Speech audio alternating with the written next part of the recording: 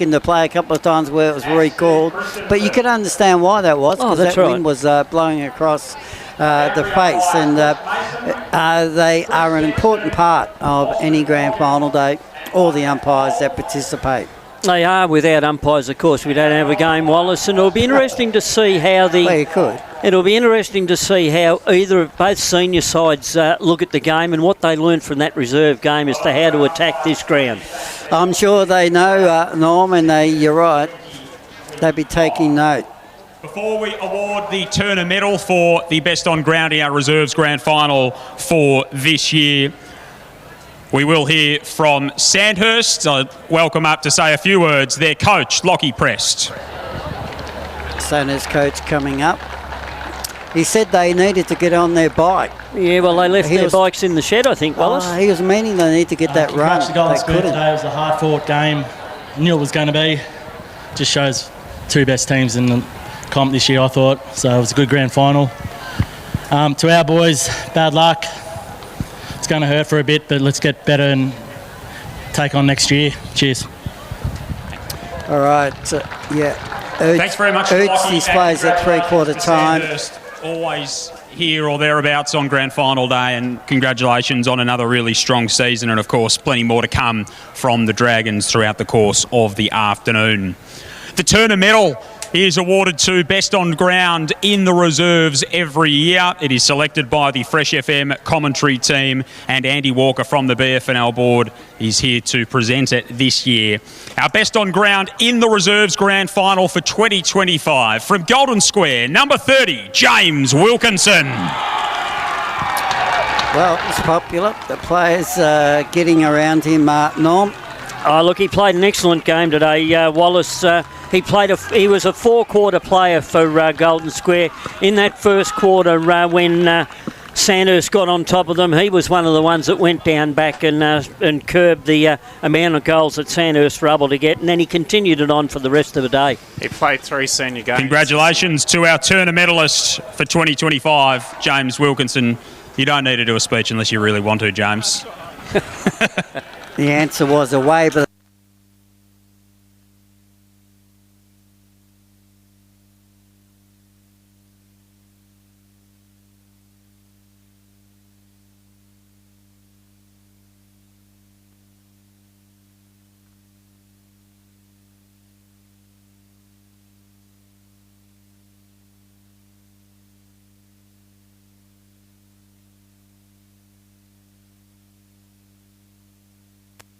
William Thomas. He was excellent. He did a lot of 1%ers. Really good player. I like him very much. Players coming up. Number 24, Sebastian Pellegrino. Yeah, look, Sebastian didn't do a lot today, but what he did with a lot of effort, and in the first quarter, a couple of nice marks in that third quarter. Number 27, Jack Sampson. Yeah, Jack Sampson, he played a good game. He'd be happy with his game this afternoon as he marches up to receive his award. The Turner medalist is best on ground, number 30, James Wilkinson. You can see why he represented the league in the under-19s against the VAFA earlier this year. Played senior footy and was best. Plenty of premiership experience in number 31, Matt Compston. Yeah, got Golden Square back into the game, used all his experience during that late in the second quarter and into the third quarter, and he showed the way for them. Number 32, Zach Tickle. Tickle's a good player. I tell you what, he's a good tackle. He puts pressure on. He applied a lot of pressure in that final term, and sometimes at some vital stages. Number 35, Nick Ross. He leads the way defensively, does Nick Ross, a great team player for Golden Square in 2025. Number 36, Rory McCran-Peters. Yeah, look, he was Matt Compston's partner in crime as the second ruckman for Golden Square, and he also got plenty of tap-outs in the second Number 38, Jordan Salathiel. Yes, another player that contributed on this magnificent day. Golden Square, to their credit, they had a lot of players that just played their roles. Number 39, Bailey Rackstraw. Speaking of roles, you read my mind, Wallace, because that's exactly what Bailey Rackstraw did. Selfless for the Dogs. Number 40, Dermot Bell. Yes, when called upon, Dermot went in. He got the hard ball, and he was one of the players Number that helped 42, lift them. Noah Wharf. Yeah, good player. Yeah, so strong in the air, and it's got a bit about him, and he'd be proud of his game this afternoon. Number 43, Tommy Turner. Quiet compared to his 3-goal preliminary final performance last weekend, but still was significant in little cameos throughout Number the game. 44, Thomas Dillon. Yes, in the first quarter when Golden Square were getting done, Thomas Dillon was in, he was under, he got the football, he got it out to his runners, and then he continued that Number on for the rest of the 45, day. Lockie Monty. Yeah, Monty played his role this today as well. Pretty popular with his supporters and other players as he comes up to Number receive his 46, medal. Ned Jenkin. He was good defensively for the Dragons, and the defence for Golden Square kept the Dragons to just one behind in the second half. Number 47, Jesse Gill. Yeah, didn't do a lot for the day, Jess, but what he did Like do myself. was excellent for the club. And Number he's a 58, premiership player. Darcy Connell. I can relate to that, Norm. Darcy Connell, another player, just played their role. And I tell you what, Darcy, you've got a premiership medal. Number to take 59, with you for the Jaden rest of your Chaffee. life. Jaden Chaffee, he wore pink boots. I wonder if he may be a flamboyant character in the Golden Square footy rooms from 5 p.m. tonight.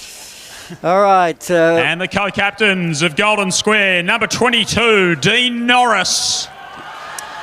Yes, led the way early for And number Golden 34, Square, Dean. Sheldon Burke. And Sheldon Burke, very good down back for most of the day, and they were inspirations to the rest of their teammates throughout the day. Dean Norris especially in that first and second quarters, and in the third quarter when needed he also stepped up. And now the coach of Golden Square, Henry Anderton. Well done, Henry. Comes up. Coaches put so much into their preparation of their team. Yes, I don't think a lot of people know, Wallace, how much work does go into coaching a a lot of them side. don't sleep much during this footy season. No, you did right. Voice is almost gone already, but yeah, well done, boys. Really, really tough effort today. But like I said, I knew we had it in us. Sorry, voice is nearly gone. Knew we had it in us. The first half, we sort of put our backs against the wall, but to your credit, you just kept pushing. Played our brand of footy, and we knew what was going to go. Sandhurst, tough all year. What's that? 5 games for the year, decided by less than 2 goals. So, really good work. Pushed us all day. Bad luck, boys. But thank you very much to all the support crew at Golden Square as well that's out there today. Trainers, coaches, everyone. To all the boys that missed out today. This one's for you too. So, thank you very much. Yeah, well done to the Golden Square coach. It's not just Well done to Henry and winning to today. Golden Square. It's the work they put in right through the season, recruiting players, training, and association with the under-18s and senior coaches as well. Magnificent. Football this season, Chris Wilkinson from Drummond Golf to our 2025 Reserves Premiers, the Golden Square Bulldogs. Yes, excellent effort by the Golden Square Reserve side today. Under the pump early, but they fought through that, and in the end they played a better last quarter out of the two sides and were able to hold on and gain a good win. And they all now jump on top of each other, as you do, Norm, You do, for yes. the photo. Well done to them. We build now towards the senior grand final as the celebrations are taking place for Golden Square Reserves.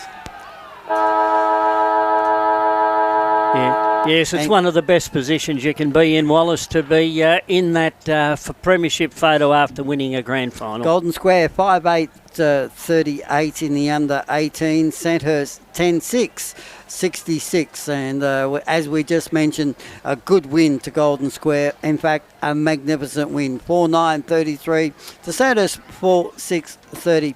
We want to thank our team, Father Jackson Saunders. Thanks, Jackson. Thanks, Wallace. Wonderful to be here. Looking forward to being on the boundary for the seniors. Along with Norm Jenkins. Yeah, thank you, Wallace. I've enjoyed the year this year. It's been an excellent year of football throughout Bendigo, and it's great to see that we've got a good day for grand final day today. And making his debut, Matt Butler. Thank you for your work on the boundary line, Matt. No, brilliant game to be a part of, and awesome day to showcase Bendigo football. And good luck with your coaching at Stanhope for season 2026. We're about to build towards the big senior grand final.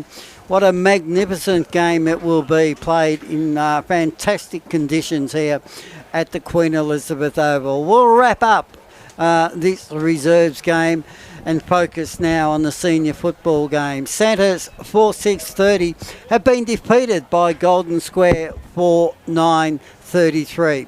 Live 25 grand final football.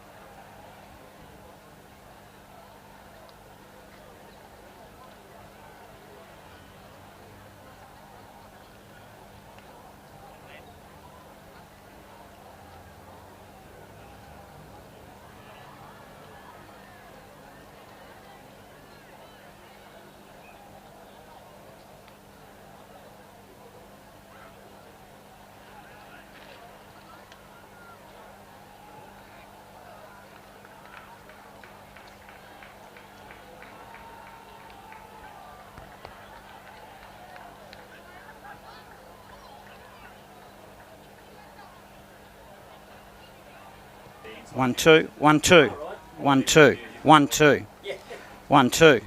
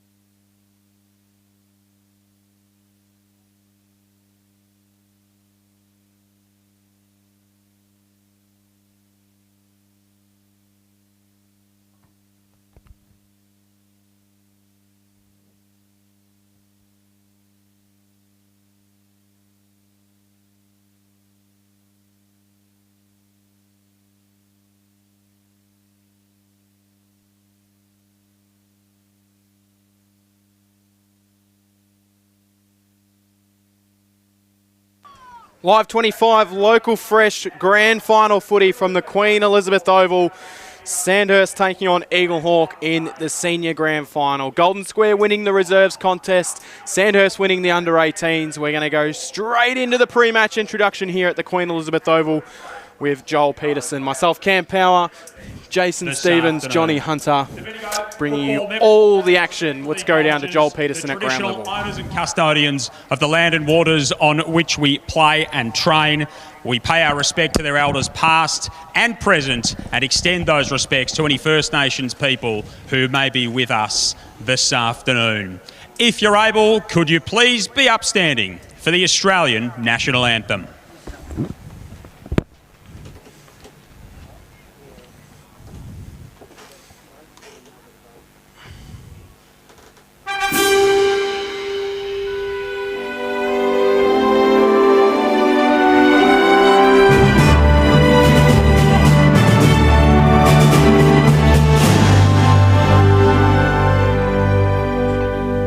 Australians, all let us rejoice, for we are one and free, with golden soil and wealth of toil. Our home is good by sea. Our land abounds in nature's gifts of beauty, rich and rare. In history's page, let every stage of birds Australia fair. In joyful strains, and let us sing of birds Australia fair.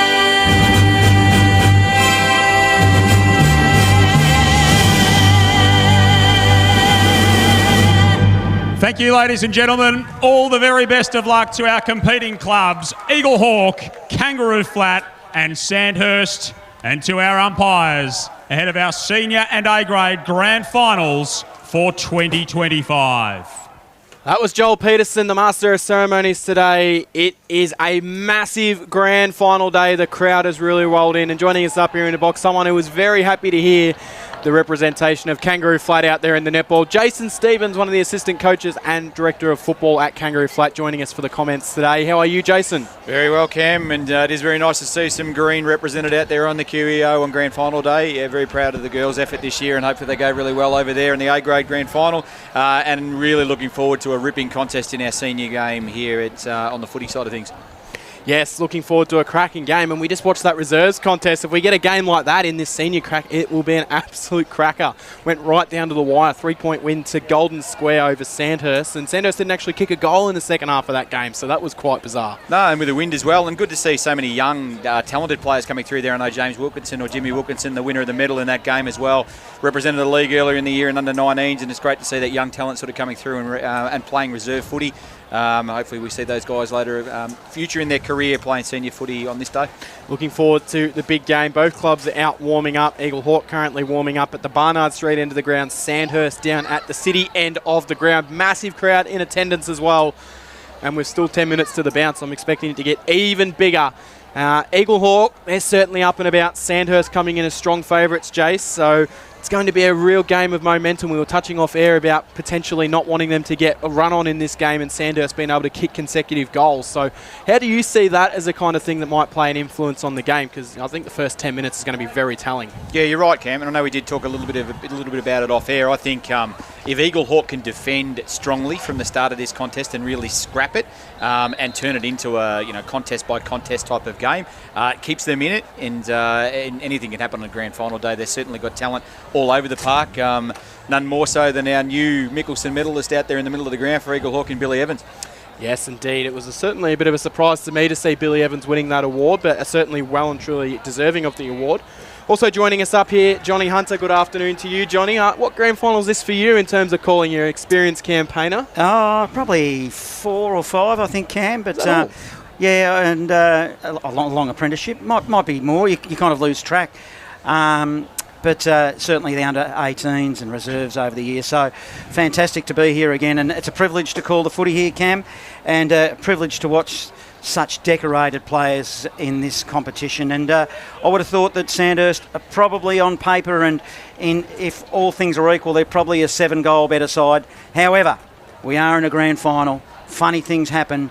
And boy, oh boy, I reckon we're in for a cracker because the Eaglehawk crowd themselves are up and about, and you can just feel it when you walk around the ground. I'd almost say a crowd so strongly indulged in the Eaglehawk favour would probably be worth a 2 or 3 goal advantage, Jace. I don't know, you're a coach on the bench at times. Would you agree with that statement? Yeah, certainly when your crowd is going, it's a little bit hard for us this year to comment about it because we weren't in any contest camp. So a little bit different from a Kangaroo Flat perspective this year. But I know, certainly coming up against Eaglehawk previous, in big games, if that crowd gets going, it can have a material impact on the game. So I actually think it's closer than 7 goals. When you go through and you look at these lineups and you look at where the teams are strong, they're actually in different sort of zones. I mean, we know Sandhurst can use the footy really well, work the ball around the QEO fantastically well. But I think at a contest and a scrap, probably advantage Eaglehawk. So, and then with the ruck duel and things like that as well. We know how good a Nick Frost is in that sort of space. So I give Eaglehawk a chance here, and I know our head coach at Kangaroo Flat might have been the only one out on that island that tipped Eaglehawk in the newspaper on during the week. But yeah, we certainly think at their best they can play.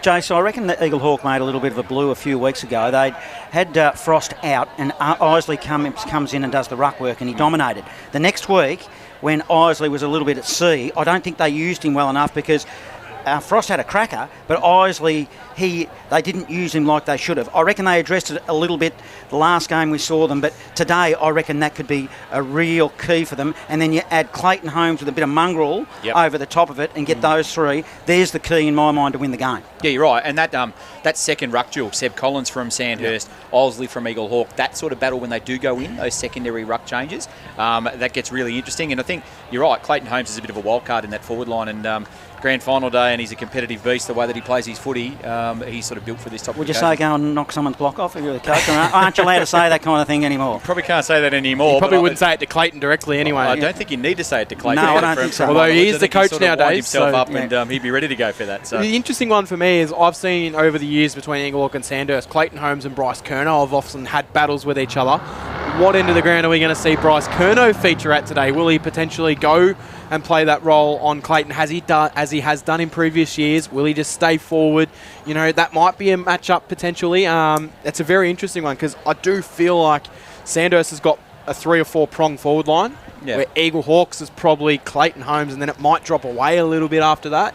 Maybe Bailey Isley has to sit in that forward line and play a bit more of a role when he's not rucking. I'm just not sure how exactly that will look in terms of those tall players. Yeah, and probably from a coaching dynamic, it's probably around the contest. If Eaglehawk is on top in the contest, we know Sandhurst got an elite intercepting marking sort of defenders with Lockie Wright back there that can chop the ball off really well. But Bryce can do that as well. So perhaps it's based on what's happening around the contest. If Eaglehawk is on top in that contest and moving the footy forward, you probably would see Bryce go back. But we know he can also go forward and stretch the Eaglehawk defence as well. The midfield battle as well is shaping up to be an absolute cracker. Billy Evans, will he go head to head with Lockie Tardew?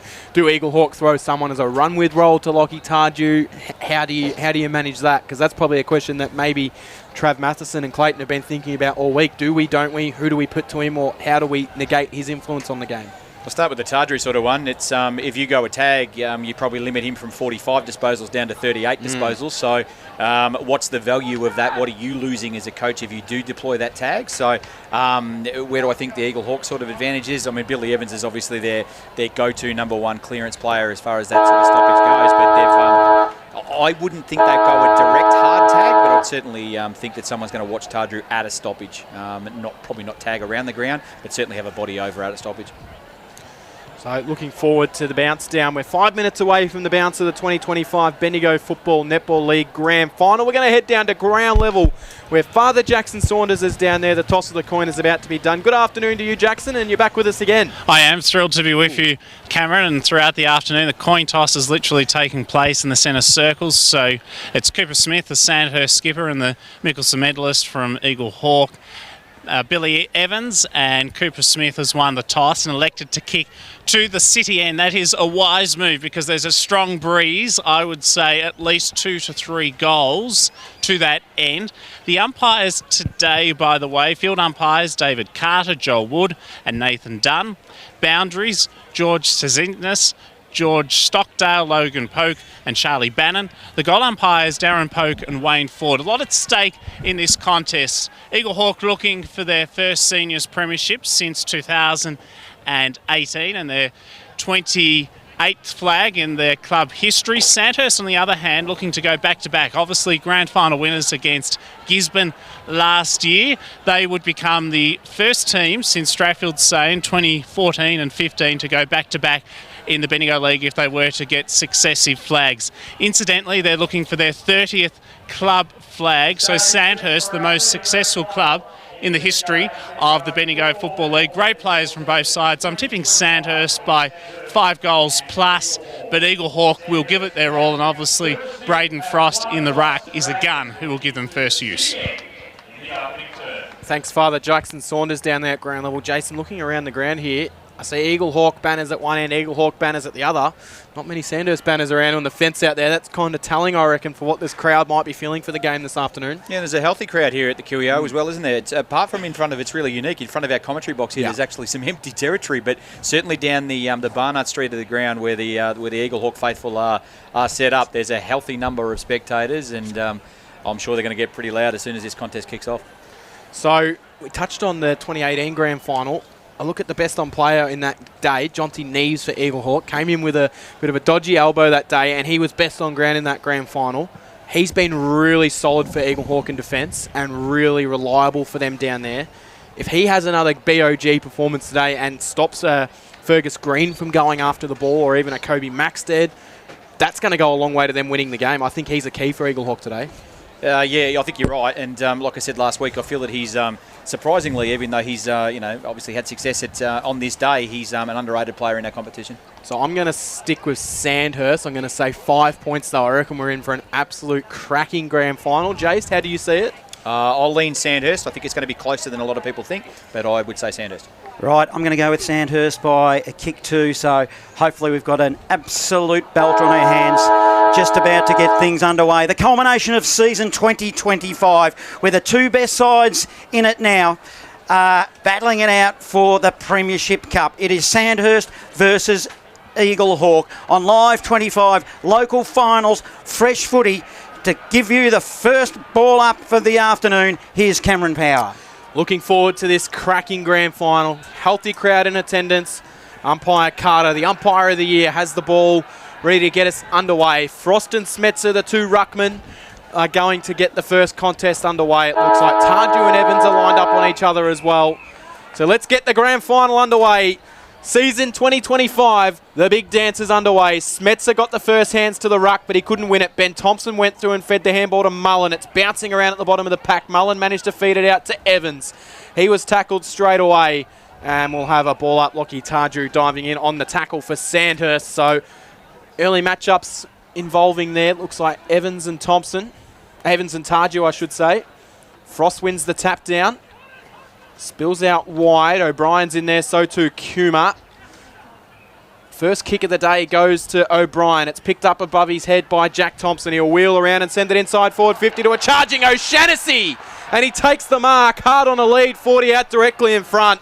And what a start this would be for Eaglehawk if Jack O'Shaughnessy can go back and kick truly. Just plenty of space in front of that kick, wasn't there? So O'Shaughnessy on a lead. Very difficult for a defender to stop that when there's territory directly in front of him. Interesting matchup here from a Sandhurst perspective. Curnow is back, and he's on Kuma for a start. 39 goals this year for Jack O'Shaughnessy for his 40th goal on the season and the first of the grand final. 40 out directly in front. City end of the ground, or Barnard Street end of the ground, I should say. Goes right to the line, touched over. And Sandhurst rush it through for a minor score. So one behind Eaglehawk, no score. Sandhurst a minute and a half into the grand final for season 2025. So Curnow, the coach, the co-coach of the Dragons will kick it in. A big Eaglehawk crowd behind him. I'm sure they're giving him a little bit of stick. He decides to play on. He'll go beyond 50. Swimming pool side. They set themselves. Pack form. Ball spills to the back of the pack and over the line it goes. Ball in true centre wing position. It's interesting there, Curnow looked the direct opposite side to Frost, so looked where Frost was and went deep the opposite side to Frost. That's definitely a tactic early on. As you would. The umpire will throw it in. Frost against Smetzer. Smetzer, good young player. And Frost, well, I reckon that he's had a super season. As the umpire throws it in, Smetzer from behind, punches it in the path of Smith. Smith of the Dragons, inside forward 50. Green is 1-on-1. Green juggling footy, 50 metres out. He just turns and wheels, picked up the footy. The handball was severe to Smith. And now Eaglehawk, good strong tackling. They win possession. Smith, smothered ball, still... It's now Eaglehawk pick it up through Billy Evans and spreads it wide. Evans' kick went wide, but it's bouncing around to a pack of players. Tarju's handball to Connick. Connick, little kick inside forward, 50 off hands. It'll go towards the boundary line where Wilkinson will see it over. The two 18s go at it with Hanley and Wilkinson. And we're underneath the scoreboard. One behind Eaglehawk, no score Sandhurst, 50 out from goal. Good hot contest early in this one. Myself, Cam Power, Jason Stevens, John Hunter and Norm Jenkin in stats. This afternoon, your broadcast team. Maxted goes up and wins the double tap down. Then he able to handball his own ball to Coughlin. Hard up against the boundary line. Snaps it towards the top of the goal square. Neves goes back for Eaglehawk and knocks it over the boundary line. We'll get a boundary throw in. Underneath that scoreboard again, Johnny Hunter, one behind Eaglehawk. Sandhurst looking to hold territory early. Yeah, they're deep in attack here. Green is looking potent. He hasn't had a clean possession, but you can just see the way he was stalking. Maxted used his body, grabbed the footy and went goalward and slewed it wide. In fact, it hit the point post, so it's out of bounds on the full. No score.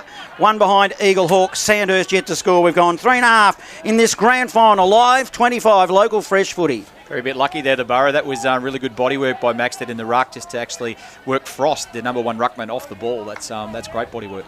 Probably the third string ruckman doing a lot of the forward hit-outs this year. Langford brings the kick in for Eaglehawk in the Frost direction. He flew up over Tom Campbell. Tom Campbell, the centre-half forward in the team of the year. Up against Braden Frost, who was on the interchange in the team of the year as well for the Bendigo Footy League. Boundary throw in right in front of our broadcast position. Both ruckmen getting a good run up at this one. They'll engage as the ball hits its highest point. One down Smetzer. He was able to then pick it up off the half volley. Snaps around his body. It's a high ball inside forward 50. They all camp under it. Hanley comes through and knocks it forward, but it's picked up by Hood. Hood snaps around the body of the top of the square. Coming around Green. Able to knock the ball to ground. He then sharked it, snapped around the body and kicked the first goal of the day. Terrific finish. And it's Fergus Green with the first goal of the afternoon. One straight Sandhurst. No score. One behind Eaglehawk. It's on in the middle of the ground as well. Looks like they're really going in to Curnow. Score sponsor, Aussie Disposals on Live 25 local fresh footy. A few little spot fires all around the ground. You'd expect that in the grand final. Lockie Hood, hats off Lockie Hood, just the way he came through that contest. Full bore and attacked it. And Johnny's right in our call here. Fergus Green looks like his intensity's right up. That was probably his first clean touch of the footy, but didn't take much. Didn't he enjoy the goal as well? As umpire Carter, David Carter will throw it up in the middle again. It'll be Smets. He jumped over the top of Frost, but Frost was clever. Won the footy at ground level, then banged it on the boot and put it to half forward. Curnow couldn't quite get it. Thompson did well. He dished it off nicely to O'Brien. He'll go inside forward 50. O'Shannessy barrels at the footy. They're going goalward now. Eaglehawk, they're putting the Dragons under pressure, mopped up by Ireland, and he sends it beyond 50 to a huge paddock, Cameron. Yeah, it's going to bounce and plug right on the boundary line, over the boundary line for a boundary throw in. One goal Sandhurst, one behind Eaglehawk. Early stages of this one. Good contest though. Smetzer and Frost, the two ruckmen, will go at it again. First hands Frost. Hood went through for Sandhurst. Gave it off to Smith. Smith hits the middle of the ground and finds Coughlin. He can swing it wide. Now they can get a bit of run. Connick's got the run. He'll send it up towards Max there, but the kick really didn't advantage him at all. And it skews out of bounds for a boundary throw in. Jason Stevens. Yeah, Hood again. I think he's the midfielder. Hood and Smith at the moment for Sandhurst are probably the two midfielders accumulating plenty of the footy. Probably need to watch that from an Eaglehawk perspective pretty soon. Dragons in attack. 70 from goal. Swimming pool side. They've got the first major on the board.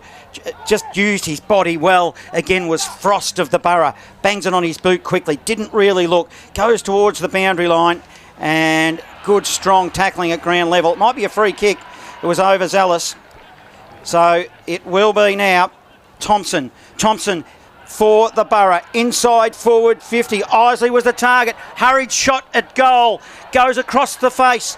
Dragons will keep it in, mop up and send it beyond 50. They will, to go down for Austin for his first look at it. Couldn't quite beat the one-on-one contest against Ty Evans. Evans handball forward and Tom Bennett just couldn't quite take it cleanly. And it goes out of bounds for a boundary throw in, 55 out from goal. Maybe a little bit of nerves for young Tom Bennett there, Jace? Yeah, a little bit of a double grab, wasn't it? A bit of a fumble, sort of bobbled it over the line. So I'm sure all players are nervous no matter how many grand finals they're experienced. It's a big dance today. So Sandhurst, of course, last year's reigning premier, looking for back-to-back. Eaglehawk haven't won it since 2018. Mullen took the ball and was taken by Coughlin in the tackle. Knocked down. Umpire throws it up in the air. Collins gets his first look at the ruck work. Tardrew was able to steal it. Sent it out wide. Taken in a strong tackle, though, was Ollie Morris. And we'll have a repeat ball up, Johnny. Left half forward. The Borough in attack to the Barnard Street end. Big crowd here at the QEO. Up they'll go in the ruck. No clear winner. Wilkinson tries to jump on it for the Dragons. Thompson jumps on him for the Borough. And eventually the ultimate result was a ball up. Left half forward. Barnard Street in. Borough in attack. Up they'll go. Frost used his body, tapped it straight to the opposition though. Coughed it up there, the Dragons. Still 50 from goal for the Borough. Hurried kick by Thompson out of the pack. It wasn't effective. Ball spills now. It was nice by Mullen. Mullen will go into the hot spot. Curnow tries to mop up. He does for the Dragons and sends it beyond 50. He does, but Eaglehawk are going to have the numbers at the drop of the footy through Frost, who with a little neat kick inside forward 50 finds Parla Kuma. And he takes the mark. 40 out. Slight angle to the left of goals at the Barnard Street end of the ground. Tough kick from here, I think, in these conditions. I'd back him in for this one. I reckon this is well certainly within his range. I think he's the type of player that will thrive on this type of occasion. It's interesting that from a Sandhurst perspective, Curnow's trying to break off and actually get in front of the other deep forwards, and Kuma sort of lowered their eyes, found him open in the hole. It was a good second grab though as well. He had a little bit of pressure coming his way, but he held it. So Kuma comes in, 35 out, and well, he's kicked it almost out of bounds on the foot. Swings back a little bit through for a minor score, but their second minor. Commentator's curse you already. Just don't know what you're going to get with Paulo Kuma sometimes with the way he kicks the footy. 2 behinds Eaglehawk, 1 goal Sandhurst. 9 minutes into the first quarter of the grand final. Lockie Wright will play on from fullback for the Dragons, and he sends it long to the wing. Goes beyond the pack, it bounces, and it's ended up going out of bounds on half forward to the end he was kicking. So how many metres is that? That's got to be 150 almost. I'm not very good at actually judging that meterage, but that's definite wind advantage heading towards the city end when you can see that ball carry like that. Unbelievable. We're on half forward. The kick came from fullback from Lockie Wright. Umpire will throw it in. It'll be Frost, front position, wins it again. He's dominating already. Ball is in dispute on the wing. Kuma getting involved. Grabbed the footy, then lost it. Ureta! Beautiful twirl. Then he handballs it in the path of Tardrew. Gets one too high from Sam Thompson and probably just saw outside his range, Jace. Well, based on the way Lockie Wright kicked it from fullback, he might not be out of his range here if he gets up in the air. In fact, he might put it into the Hargraves Mel from here. He goes long. It's a long ball. Goes to the line and, boy, it made the distance, but just accuracy failed him in the end, and it's a minor score. 1-1-7 Sandhurst. The Borough, 2 behinds, 10 minutes, 11 minutes gone, opening term. Jeez, I was a bit concerned that Jonty Nees was a bit out of it then. Jason almost went through and no one was on the goal line. Yeah, it was almost a bad miss. Lucky it was offline. Donnett brings the kick in for Eaglehawk. Didn't look like it was offline from up here at one stage there. Donnett will go straight down the middle. Big fly, no mark taken, but it might be a free kick for a bit of front-on contact. So Clayton Holmes has got it in the centre of the ground. He plays on. Kick, though, shallow. Was looking for Isley. And finding his way into the hole will be Ireland. He'll swing it out wide to Jack Keating, who played every game this year for Sandhurst. Jack Keating, after being in and out of the side last year. He comes down the line. Holmes and Coughlin. It carried well over Holmes, and it fell to Coughlin, who knocked it forward. It then comes off Hall, and it goes out of bounds for a boundary throw in. Right-hand forward pocket at the city end of the ground. Maybe it's that Sharon we're using too, because that kicking from Eaglehawk from fullback by Donnett actually went well into the centre square as well. It might have a little bit extra air in it. Umpire will throw it in. They get a brand new footy for the start of the grand final? They will, yes. Up they'll go in the ruck. Frost used his body as well. He grabbed it, put it on the right. It was a poor kick though. Might cause a turnover. Morris tried to swoop on it for the Dragons. Ball still contested, ground level. Hurried kick out of the pack. Ureta for the Dragons, but he kicked it straight to Frost. Frost by hands. Tried to give it to Butterick.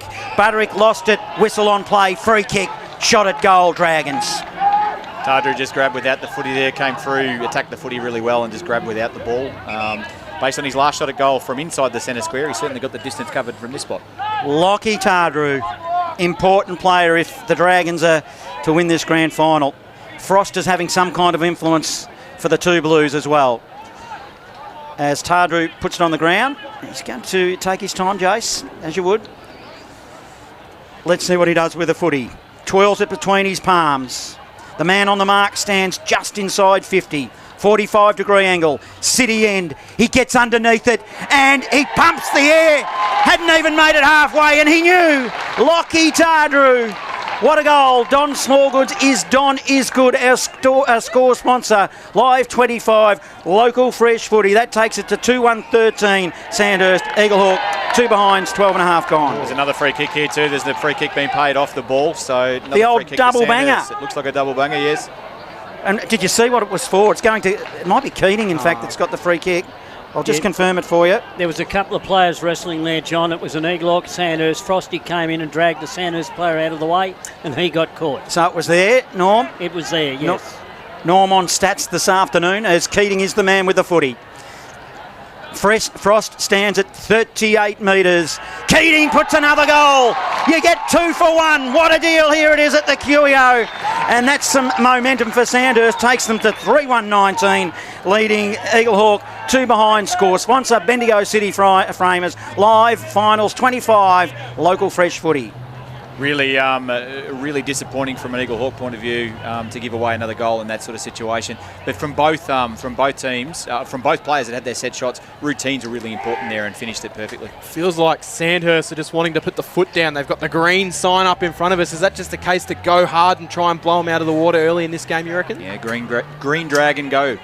Red dragon stop. The green one for flying up here. Pretty basic stuff. Ball in the middle of the ground. Unless it's a mixed message and they're just trying to confuse the opposition. That also would be clever. Overrunning the footy over there for Eaglehawk was Thompson. He couldn't take it cleanly. Dragons are on the march. They'll send it inside forward 50. Campbell picked it up cleanly. Handballed off to Coughlin. Coughlin tried to snap around his body. It was smothered. Might have been Sam Thompson that got the smother in there, and it goes out of bounds underneath the scoreboard. 17-point lead to the Dragons. 15 minutes played in the opening quarter. Danger signs for Eaglehawk. I reckon the Dragons can smell blood in the water here. It is perfect conditions at the QEO. It was forecast wind and rain, but what did Jane Bunn know this week? As Frost owes them a couple, as he got in that contest, tapped it to Neves. Neves got tackled by Hood. Free kick again, and Lockie Hood. Well, a big chance, but he's standing on the boundary line. He could touch the fence where he is, and then further he could touch the scoreboard. That's where he sits at the QEO, Jace. Does, and proven finals player, isn't he? He's impacting the contest right from the first bounce. Doesn't look concerned at all. Has a routine like the last two boys that have kicked their goals. Let's see how he goes. Go for the kill, son. Put it through. It will be your 4th if you do. It'll be a super goal. Lockie Hood, great season this season. Let's see what he does. He gets underneath it, and he loves it! What a goal! Lockie Hood! He started celebrating just as he kicked it. He had to pay admission to get back in where he stood.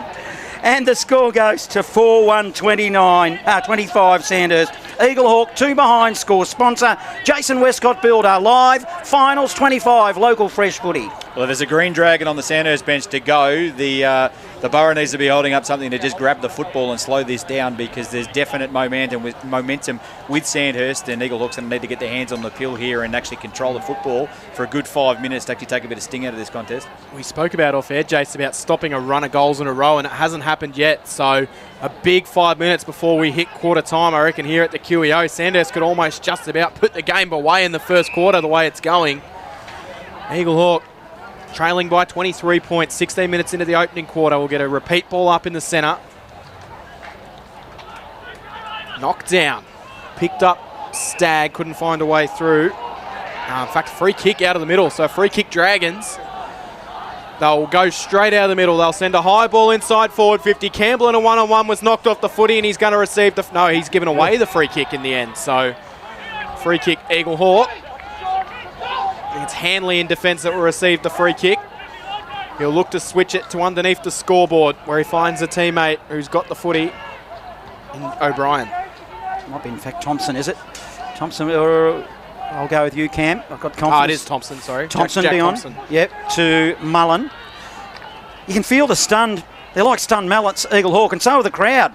Really, they come expecting a big showing here from the Borough, but they just need to settle. The ball is long to the outer side wing, spills to the back. Hurried kick out of the pack came from right for the Dragons. Shallow inside forward 50. Butterick's on the Donnet rather is on the end of a handball. Spreads it wide. They'll work it to the outer side wing now. Set themselves.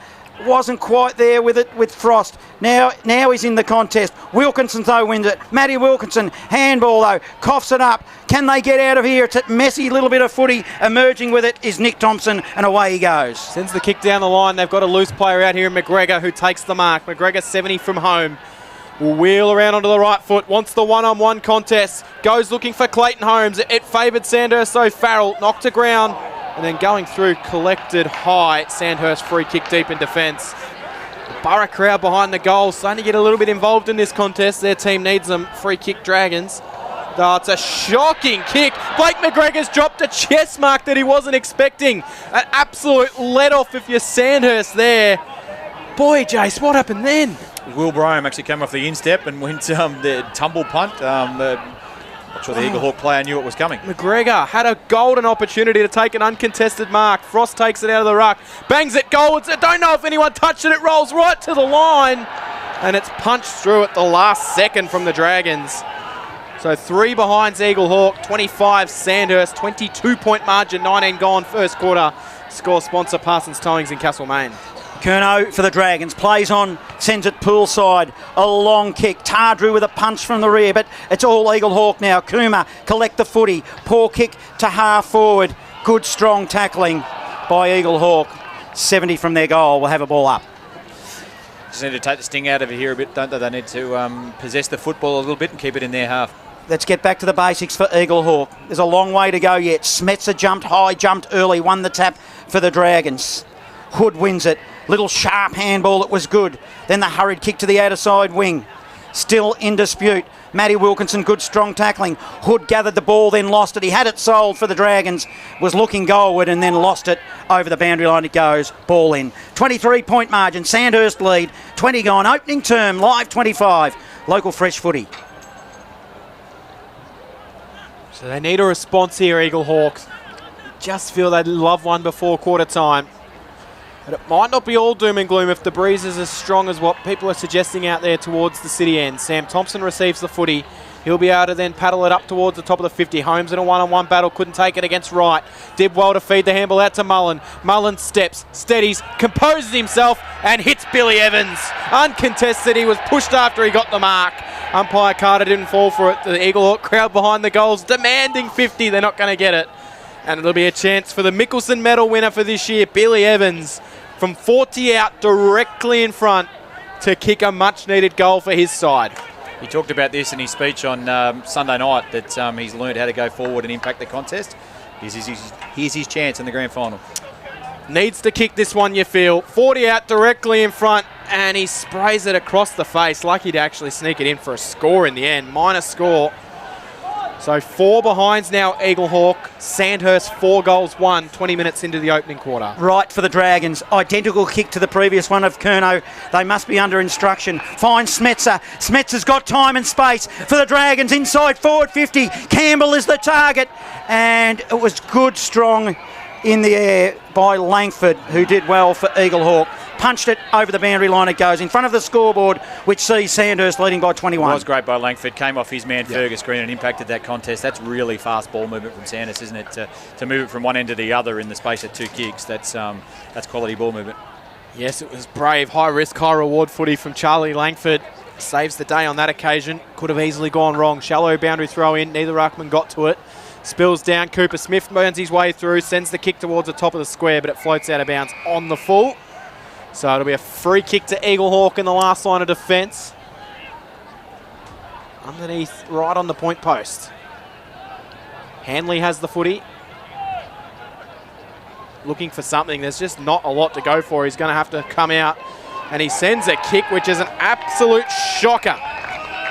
Went looking for Aidan Hanley, his brother, and he missed him. And it's gone out of bounds for a boundary throw in right in front of our right-hand forward pocket, John. Really nervy start for Eaglehawk. Yep, they need to do something. They need to just regroup. Long way to go. Umpire will throw it in. Max dead front position, grabs it. A little cute handball to Matt Wilkinson. Weaves a path, goes around the body and goalward. Campbell got the position and took a grab. It was good one-on-one contested, and wow, boy oh boy, good work. Just that break from the contest, isn't it? We've had two prime time seats here where we're sitting in the commentary box and the Sandhurst players just attacking those contests at pace and taking the ball away. I think that sort of stoppage work needs to be something that Eaglehawks address with a number of other things at the moment. He's only 10 metres out. He'll step around the corner like they always do nowadays. And Campbell slams it through. And they go to 5-1-31 at Sandhurst. No goals on the board for Eaglehawk. They are 4 behinds. Live 25, local fresh footy score sponsor, Aussie Disposals. The grandstand here at the Queen Elizabeth Oval is absolutely full. Barely a spare seat up in the grandstand, and a green card being signalled by Blair Holmes to the Sandhurst players. So some in-house communication. They are dominating this term, Jason Stevens. They certainly are. That green sign has gone up. That's like rubbing it in a little bit further, isn't it? We want to attack even harder. They've almost got the opportunity to almost kill this grand final before it even really starts. Eaglehawk response. Ben Thompson tried to charge out the middle, and he was caught holding the ball. Strong tackling from Sandhurst. In the middle of the ground, Lockie Hood, who's been impressive early. He'll send the kick out wide towards Ureta, but it carries over his head.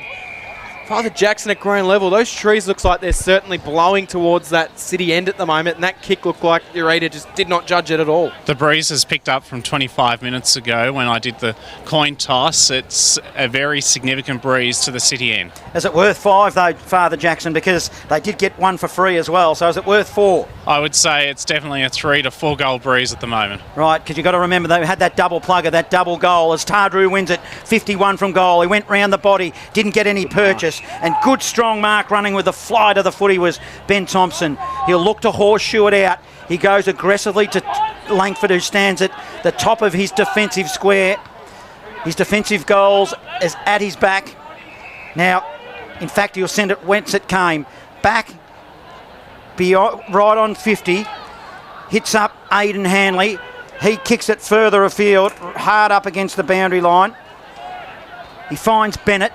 Bennett now turns and goes, and he'll go long up the wing. Bennett goes down. It's going to go right up, and it's Lockie Wright and Island going at it there. The two teammates both spoiling each other over the boundary line. Centre wing position, pull side. Cracking day for footy. It's a really good crowd in attendance for this grand final. 27 points is the lead. 5-1 to 4 behinds. Knocked down. Emerging with the footy, Eaglehawk, Evans. Central, they turn it over. Now the Dragons can come back the other way. Young Austin's got a bit of pace. He's able to handball further forward to Wilkinson. Wilkinson was able to then get a little tap to Coughlin. Coughlin snaps goalwards and hits the point post out of bounds on the full. So it'll be brought back into play for Eaglehawk. So Eaglehawk from this spot, they're shifting the defence around okay, but they're getting it to half-back and then blasting it down the wing. And Sandhurst is just waiting there for that kick with their interceptors and bringing it back into their forward line. So they just really need to control the ball from this spot of the ground. I'll be interested to speak to Norm Jenkin shortly about the key stats here, whether that's having any influence, but the wind is certainly one of them. Whistle on play as the ball went beyond 50. Eaglehawk free kick. So getting up with a footy with a free kick. I thought it was going to be O'Brien. It's not. There's Hanley. Hanley goes short pass, 30 forward. It's effective. Now the ball works its way to Thompson. Thompson handball in, aggressive, good strong work. It was nice by Ty Evans. He goes inside forward 50 shallow, running with the fly of the ball. Thompson couldn't get his hands on the footy. Also in the area is O'Farrell for the Dragons. Ball spills to a dangerous position. Can they get there? hands on the footy here, Eaglehawk. It comes out to 50 from the goal that they're attacking. Good, strong Dragons tackling. They'll win it. Tardru's out and kicks it to the wing. So Maxted goes at it. He just didn't quite take the mark in front of Neves, but he was impeded. Umpire said he got him high. So Maxted picks up the footy. No one on the mark. So he's allowed to just get up and go. Runs his allotted distance and chips the pass to absolute perfection. And it lands on the chest of Fergus Green, who is... Well, he's right on the paint of 50 and he will release from right where that 50-metre arc meets the boundary. This will give us a really good look at this breeze. So this hangs out beyond the left post and blows back in. We know that's a pretty significant breeze heading towards the city end. Experienced campaigner is Fergus Green. 42 goals on the season. 43 if you include the one he's already kicked in this quarter. So for his 44th of the season, he swings it back the other way. That's going right to the line too. What's happened here? Has he kicked it? Has he missed it? I'm the not boundary sure. umpire, Cameron, was suggesting that he stepped out of bounds as he had the kick at goals. So the boundary umpire is consulting the field umpire now. And it looks like it could be a boundary throw-in. Confusion aplenty, but that was the body language that was indicated there from the Jacko, field umpire. And yeah, Fergus Green is furious, shaking his head, so it will be a boundary throw, and you saw it too, Jason. Yeah, he's indicated he's come off his line. I don't think he's ever actually come back in line from out of bounds either, but he's actually indicated he's gone off his line on the approach to goal. I didn't hear the field umpire call play on, but certainly the boundary umpire had indicated it was out of bounds. So, well, we have a stoppage in the same spot that Fergus had the shot at goal. So why are we balling it up and not throwing it in? We should be throwing it in. So it's a ball up. That's the confusion again. And now Eaglehawk are going to get a free kick just to rub some salt into it. So I'll ask you a question, Ben Cam. Thompson goes with a short pass to Donnett. Donnett in defence for Eaglehawk. Looks to switch, and then he's going to have to come more central. Dangerous kick, and he's kicked it straight to James Coughlin.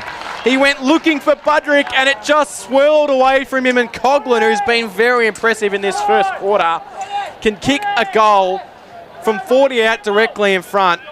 Sandhurst could have 6 goals on the board, and 3 of them have probably come from their work. Others have just come from brain farts from Eaglehawk and a discipline error. So they're their own worst enemies at the moment, Jace. They certainly are as he approaches in. So in he comes, Coughlin, 40 out, directly in front for a 6 Sandhurst goal. He hangs it to the right through for a minor score.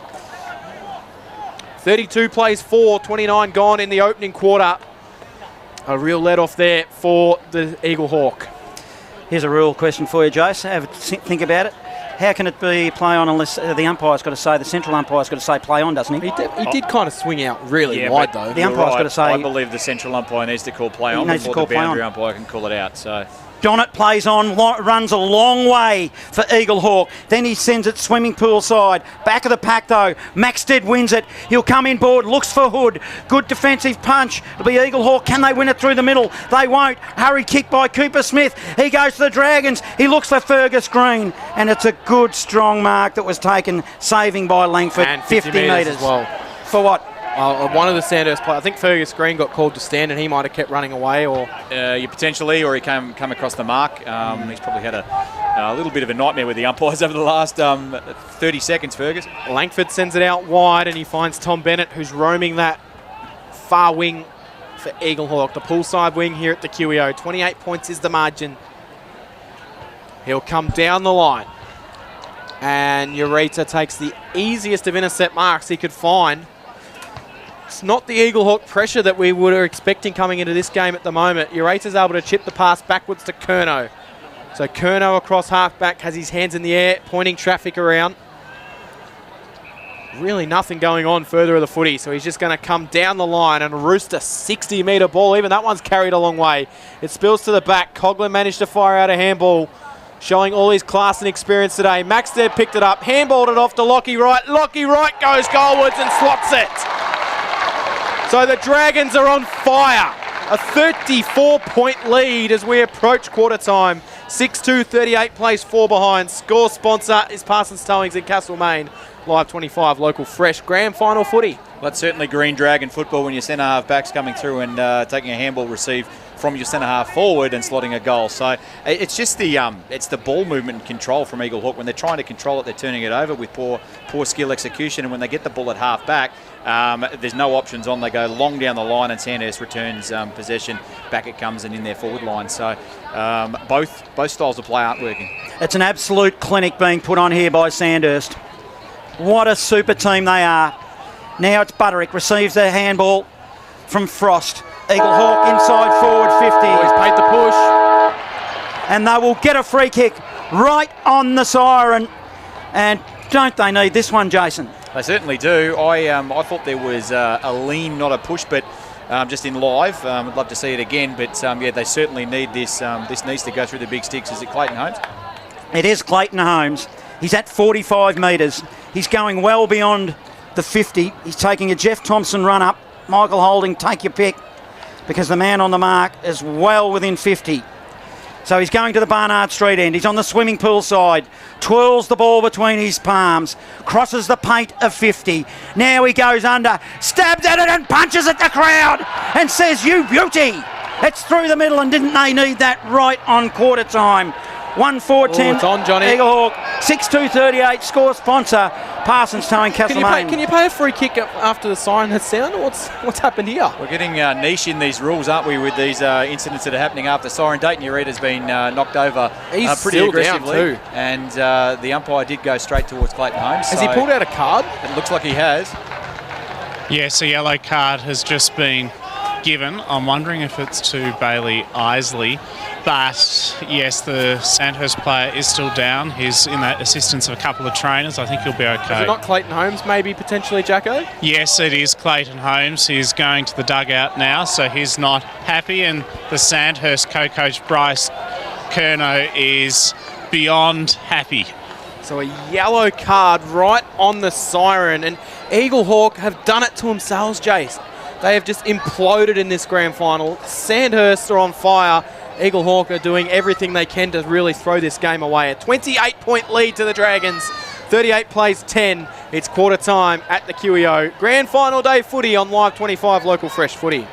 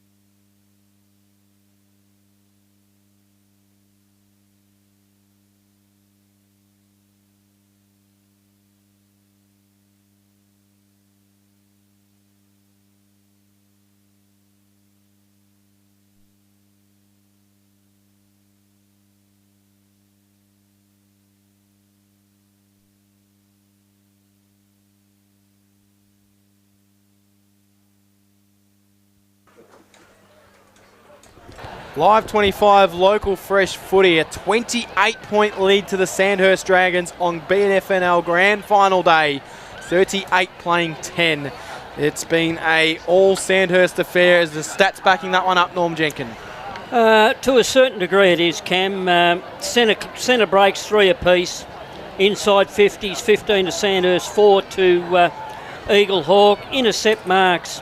There's only been 5 intercept marks for the day so far. Norm, I'm down here with Travis Matheson, co-coach of Eaglehawk, kicking with the breeze in the second term. What was your message at quarter time? Just again, thought we had enough chances going into the breeze. Just probably had to convert on 1 or 2 of those, and you sort of in the game there. So we'll keep sort of trying to get a look at it, get inside forward 50, and see if we can put some scoreboard pressure. All the best for the rest of the game. Thanks, mate. Yeah, so as I was saying, intercept marks, there's only been 3 to Sandhurst and 2 to Eaglehawk today. Balls come to ground most of the times. There's been 12 ball ups and 15 out of bounce. So the stats are even. It's just unfortunate Eaglehawk haven't been able to make the most of their inside 50s.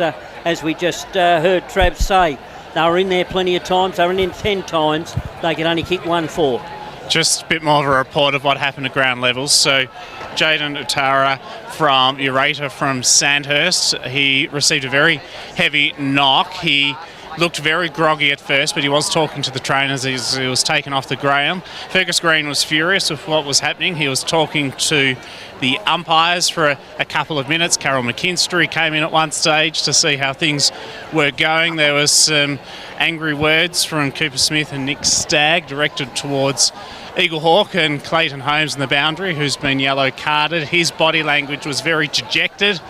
At the quarter-time interval, he couldn't be with the boys at the huddle, so he was separated by means of that 15-minute penalty. So there's a bit of heat in this game at the moment. Obviously, that goal kicked after the siren from Clayton Holmes gave them a bit of a boost, but Sandhurst with a very handy 28-point lead as we begin this second term. Not sure it gives you much of a boost if you go and get yourself yellow carded straight after kicking the goal, though, Jace. No, it doesn't. I mean, it undoes all the good work, and he kicked that goal late and pumped up the Eaglehawk crowd, and then probably cancels it out with a silly decision to run over a player. So I'm sure the league will look through that during the week, and we'll learn more. I'm sure Carol McKinstry would be wandering around out there getting involved in all that, but anyway, that's an interesting one.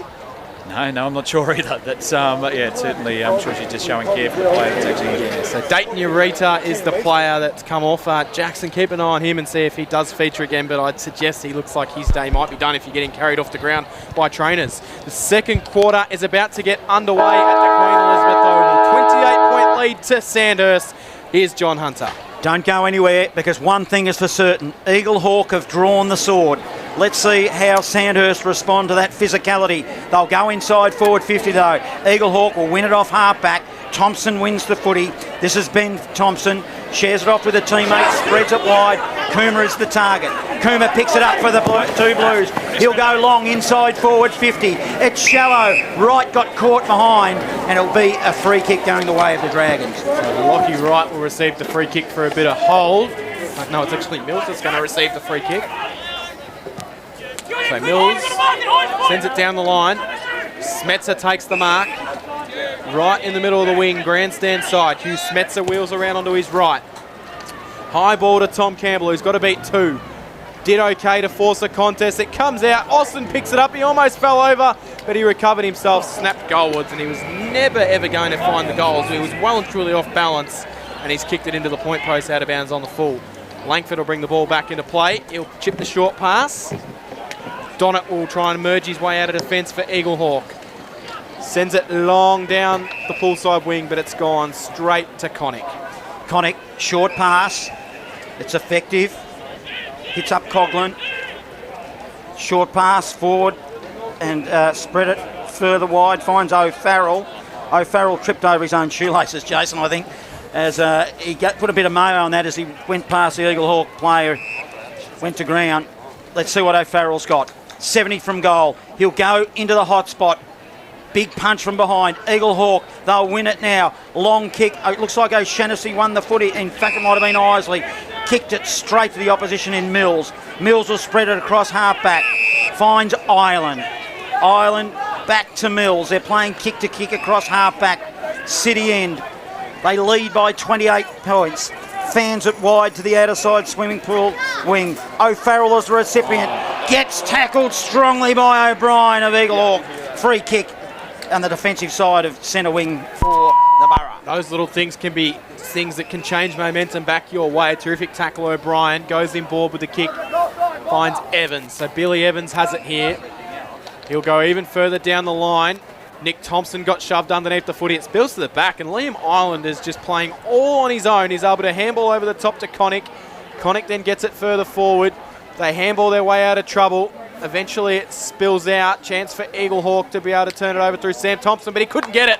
And somehow James Coughlin emerged with the footy, kicking further forward. He finds Austin, 70 out from goal. Austin launches towards a one-on-one contest for Tom Campbell. Knocked away from him. Langford comes back to supply some help for Eaglehawk, and he'll clear out defence. It should sit for Kuma. Kuma's got to get around the one-on-one of Smetzer. Smetzer got him in a terrific tackle. Kuma stood up, managed to get his kick away, and he found Frost, who emerges with it inside forward 50. Nick Thompson flies, couldn't take it, spills to the back. It should fall for Connick. Great umpiring. Let it go in the grand final. I loved it. Love to see it. Curnow goes wide now defensively. Dragons finds Ireland. Ireland kicks it 30 metres forward. Hits right. He's had a super season as well for the Dragons. Stands on the boundary line, swimming pool side, half back, kicking to the Barnard Street end, kicks it down the line. Right, it's a long ball. Maxted was his target, and it's either out of bounds on the full or free kick. It's the former, and it's out of bounds. Cammy actually just said in the call there that Liam Ireland by himself, that's because his direct opponent is actually off the ground, so with their one down on the Eaglehawk point of view. Just on the disposals, we've got some live data from Prem data. Actually relatively even. There's 78 to 82 disposals across the ground, so Eaglehawk certainly had plenty of the footy. Donnett gets the ball here and he clears it out towards the grandstand side wing. Jack Thompson tracks after it, sockers it up to himself. He accelerated away from Mills, then he got one collected high. Umpire, well, looked like he was going to call it, then he eventually got up and said play on. Curnow barrels his way through. He got through the Jack Thompson tackle. He didn't get through the Kuma one. So we'll have a ball up right in front of us in our broadcast position. Probably a little bit lucky there. He got wrapped up after the first contact, so probably a little bit lucky. Yeah, usually if you break one tackle and get caught in a second, it usually Spills holding the ball. Mullen emerges with the footy. Kuma was fumbling, but he's able to recover. Got some time and space. Low ball inside forward 50 for O'Shannessy. Was shoved off it by Brome. Picked up by Lockie Hood. Hood gave it straight to Hoare. Over the top he goes. O'Shannessy couldn't get there. Ireland actually come charging in. He was playing a loose role on defence, but they've somehow managed to stuff it up. And Ben Thompson socked through a goal. It's the most unusualest of goals, but it's going to result in one for Ben Thompson. A little soccer from the top of the square. And it's now 2 in a row to Eaglehawk. So they get the game back a little bit. 2-4-16, playing 6-2-38, 5 minutes into the second quarter. Score sponsor Don Smallgoods is Don is good. As I just said during the call, that was we probably felt here in the commentary box that Sandhurst has dominated most of this contest, and the scoreboard certainly suggests that. But as far as disposals go, relatively even. So if Eaglehawk can tidy some of that up and actually use the ball a little bit better, we might see some more scoreboard activity. Nick Thompson for Eaglehawk just came off with a bit of a sore ankle, perhaps, with the help of the trainers for Eaglehawk. So we're back into the middle. Umpires letting it go, and a free kick's being paid. It'll go to Sandhurst. I'm barracking for the umpires this afternoon. I reckon they're doing a super job, Jason, to this stage of the game. I think they are. It's a hot contest, and they're holding in there pretty well. Just let it go. Collins short pass finds Keating. Keating of the Dragons will go inside forward 50 now. He ignored the lead of Campbell. It's to the hot spot. Sam Thompson socket off the ground for Eaglehawk. Running onto it though was Collins. Free kick. Gets one for too high, and he'll line them up. He's within distance, you'd think. Well, he kicked a goal a couple of weeks ago in a final from about 55 out to the city end, so the wind won't help him at this end, but he is a big kick of the football, so I think you're right. He's within range to have his shot. They haven't really settled since Ureta was taken off. I reckon this is the steadier that they need. Collins, man on the mark, stands at 40. Barnard Street end. Not much angle to speak of the Dragons. Steps inside, goes off the side of his boot. It's not even going to be close. They set themselves. Big pack forms. Hurry kick out of the pack goalward is nothing. In fact, it's a minor score. Dragons increase the lead. 39 playing 16. 6.5 gone. Second term. Live 25. Local fresh footy. Long kick out of defence straight down the grandstand wing. O'Brien tried to claim it, knocked it further forward to O'Shannessy. Can come out to Kuma. Kuma has to stop and prop, but he was able to then get onto his preferred foot, send it down the line. McGregor's got to go one-on-one with Wright. Ireland come to assist. They overran the footy. McGregor did brilliantly. Over the top to Mullen. Mullen can go to 50. He decides, do I want to handball it? Do I want to goal it? He gives it to Isley. Isley's dropped it.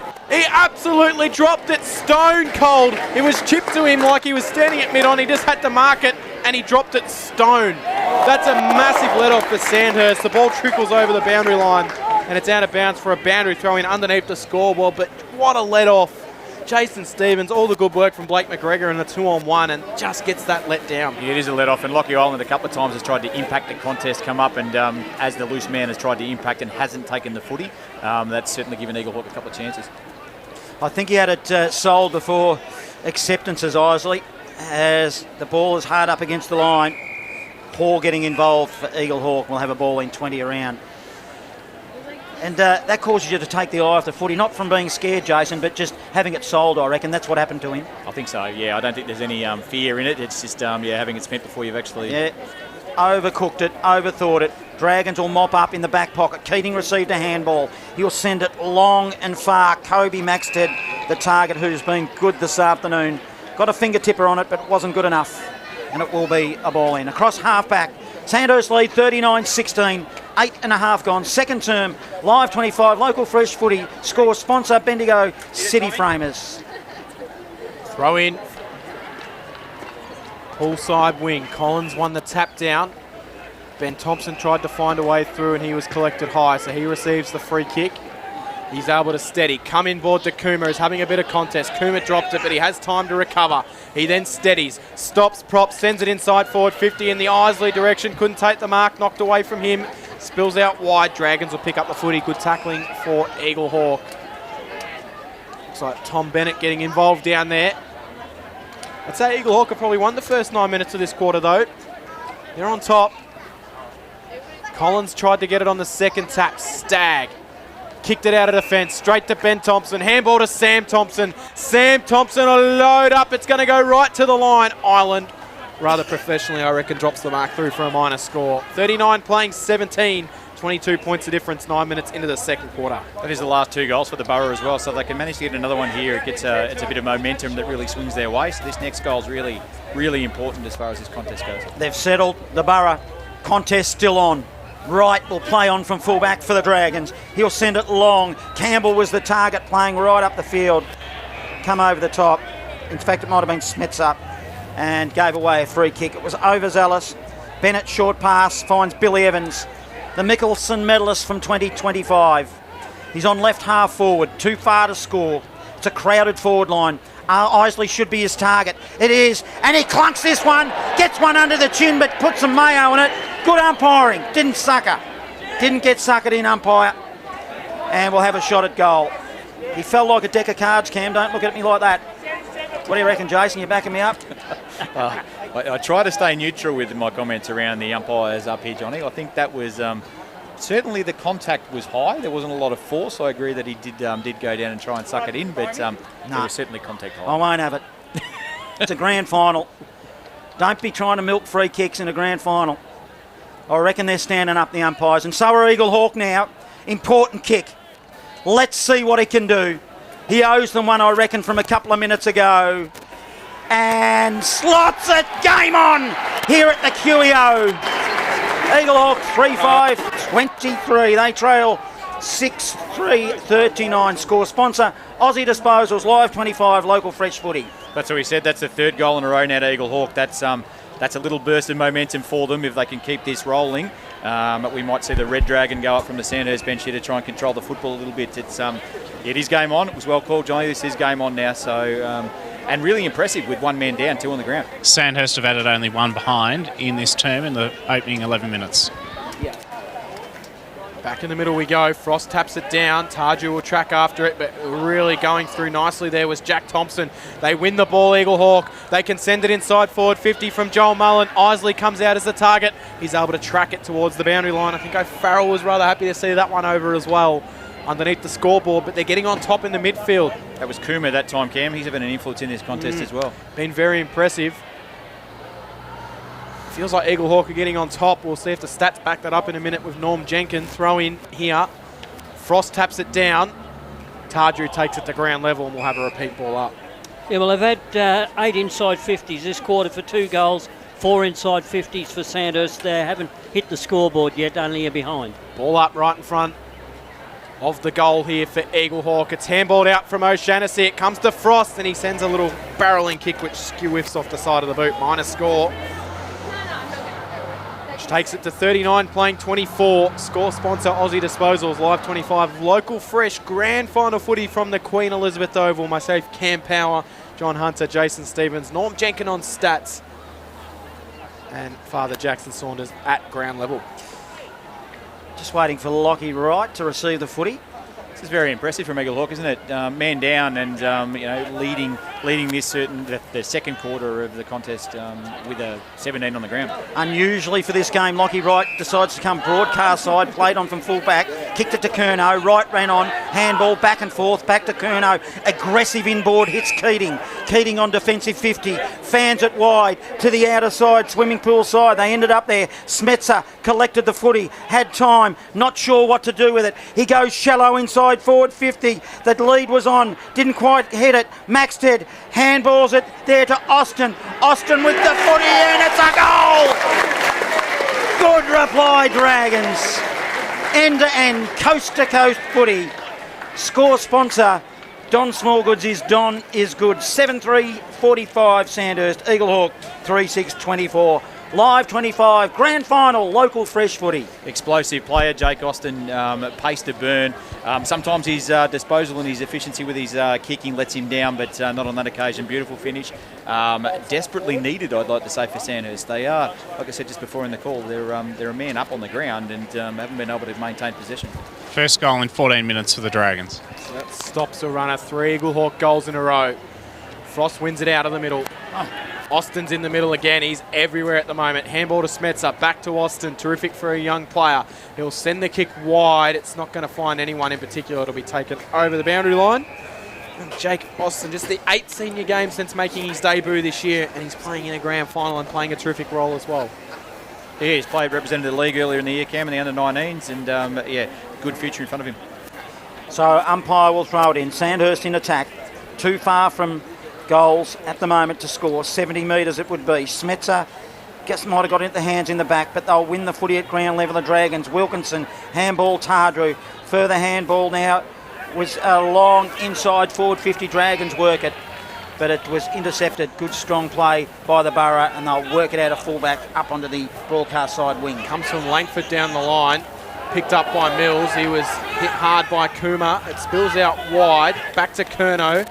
Curnow sends it inside forward 50. Stagg was running backwards and it almost hit him on the back of the head. He then makes a strong tackle and we'll get a throw in. That wind seems to be causing a bit of havoc out there for players, I reckon, Jace. You can see with kicks like that. Yeah, you can. It's certainly pretty strong in the breeze. You can see it over in the trees over in the netball. It's still pretty strong out there. Ball up in the forward pocket. Sandhurst handball their way out. Finding space. Austin, he's gone from the boundary and he's gone right across the face of goal and found Kobe Maxted. But he is hard up against the boundary line. With 10 metres in, I'd say. 10 metres out. Thought about passing inboards. Decides against it. For 2 in a row for the Dragons to get them back to where they started the quarter just about. Maxted with a banana. Goes across the face. Collins tried to claim the mark, but he was over the line beforehand. Minor score. And now it makes it 46-24, so we're back to a 22-point ball game. So the Borough to get another one on the board just to maintain the margin. They'll kick it in from fullback, comes up to the wing, ground level. Paul wins it, handball off, good strong tackling, free kick. Sandhurst, they'll be paid, and they'll have another opportunity to go inside forward 50 through Austin. Austin of the Dragons on the left, puts it into the forward pocket. His target might be Maxted, who's taken a mark. It has, and he's been prominent this afternoon, Maxted, and he's taken it, and he'll stand, in fact, inside the boundary line, right up against the fence. In the shadows of the old South Bendigo social rooms, that's where he is. Big crowd there where those rooms used to be. Maxted now, he'll step inboard, he'll go goalward, long, it drifts right at the last moment. Minor score takes it to Sandhurst 47, Eaglehawk 24. 17 gone, second term, live 25, local fresh footy. Bit of effects in the mic there that would suggest that's the Eaglehawk end of the ground. The bit of feedback for Kobe while he's having a set shot. The banners for Eaglehawk flying proudly at both ends of the ground here at the Queen Elizabeth Oval. I reckon they'd be relatively happy with their side's fight in this second quarter, and especially being a man down. Eaglehawk will bring the ball into play. Langford will chip out underneath the South Bendigo poolside change rooms. Score in the A-grade netball, or 17 Kangaroo flat, Sandhurst 12. It's Butterick that has the footy.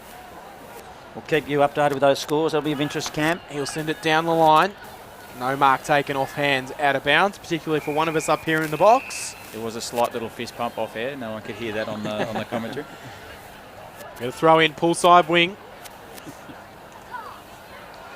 Game's just kind of mellowed out, I reckon, in the last few seconds here. It was quite feisty to start the quarter and end the last one. Knocked down. Austin's getting involved in the game. Tried to find a way through. Just managed to fire out a handball. Picked up by Neves. Neves' handball to Ben Thompson, who had his head over the footy and he was collected high, so he'll receive the free kick. A little bit overzealous by young Jake Austin. And, well, was it a Sandhurst player that threw that ball back to Ben Thompson then, or did it come from an Eaglehawk hand? I didn't see, but if it was a Sandhurst player, it probably could have been 50. But Ben Thompson has the footy, centre wing position. He'll poke it wide to Sam Thompson, who's standing on true centre wing. 20 in from the boundary, swimming pool side, kicking to the city end. Now he plays on and goes. Shallow inside, forward 50. Billy Evans was the target, couldn't win it. Ball spills beyond 50 now, and stoppage. They all dive in over the top of the footy, and we'll have a ball in. So Eaglehawk, you just sense they need, well, one would be nice, but two before half-time. They're across half forward now. Isley doing the ruck work, taps it towards the boundary line. Butterick's in the area, couldn't win it. Stagg did win it, put it on the left for the Dragons, put it wide, and it went out of bounds, and that was fortunate for the Dragons because Donnet was about to swoop on it for the two Blues and didn't, and we'll have a ball in out of side. 8 of the 10 goals in this game have been kicked to the city end. Obviously, Eaglehawk have the breeze in this term, so that's another reason, Johnny, why they need to capitalise. 2 goals to 1 so far for the Borough in this second quarter. Throw in on the poolside wing. Isley was able to win the tap down. Just pumping you up, Cam. Knocked down. Healthy crowd on the other side of the ground there too, on that poolside wing. That's pretty deep and dense over there.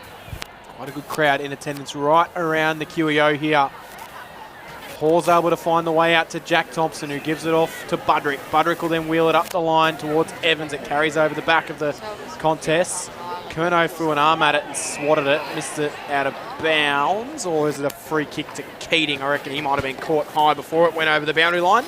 So Keating receives the free kick for the Dragons underneath the scoreboard. 23 points is their lead.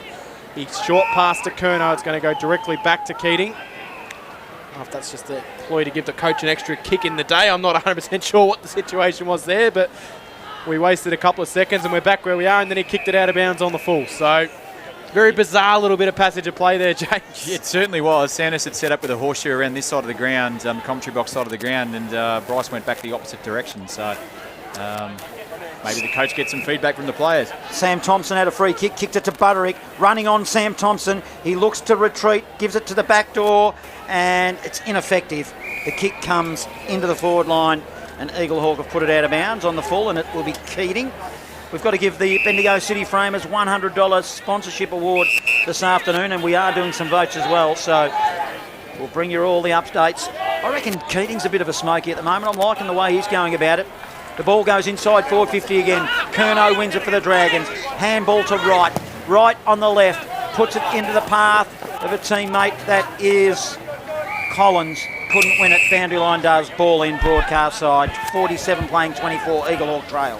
Eaglehawk co-coach Clayton Holmes about to come back on for the Borough, so we'll watch with interest when that happens.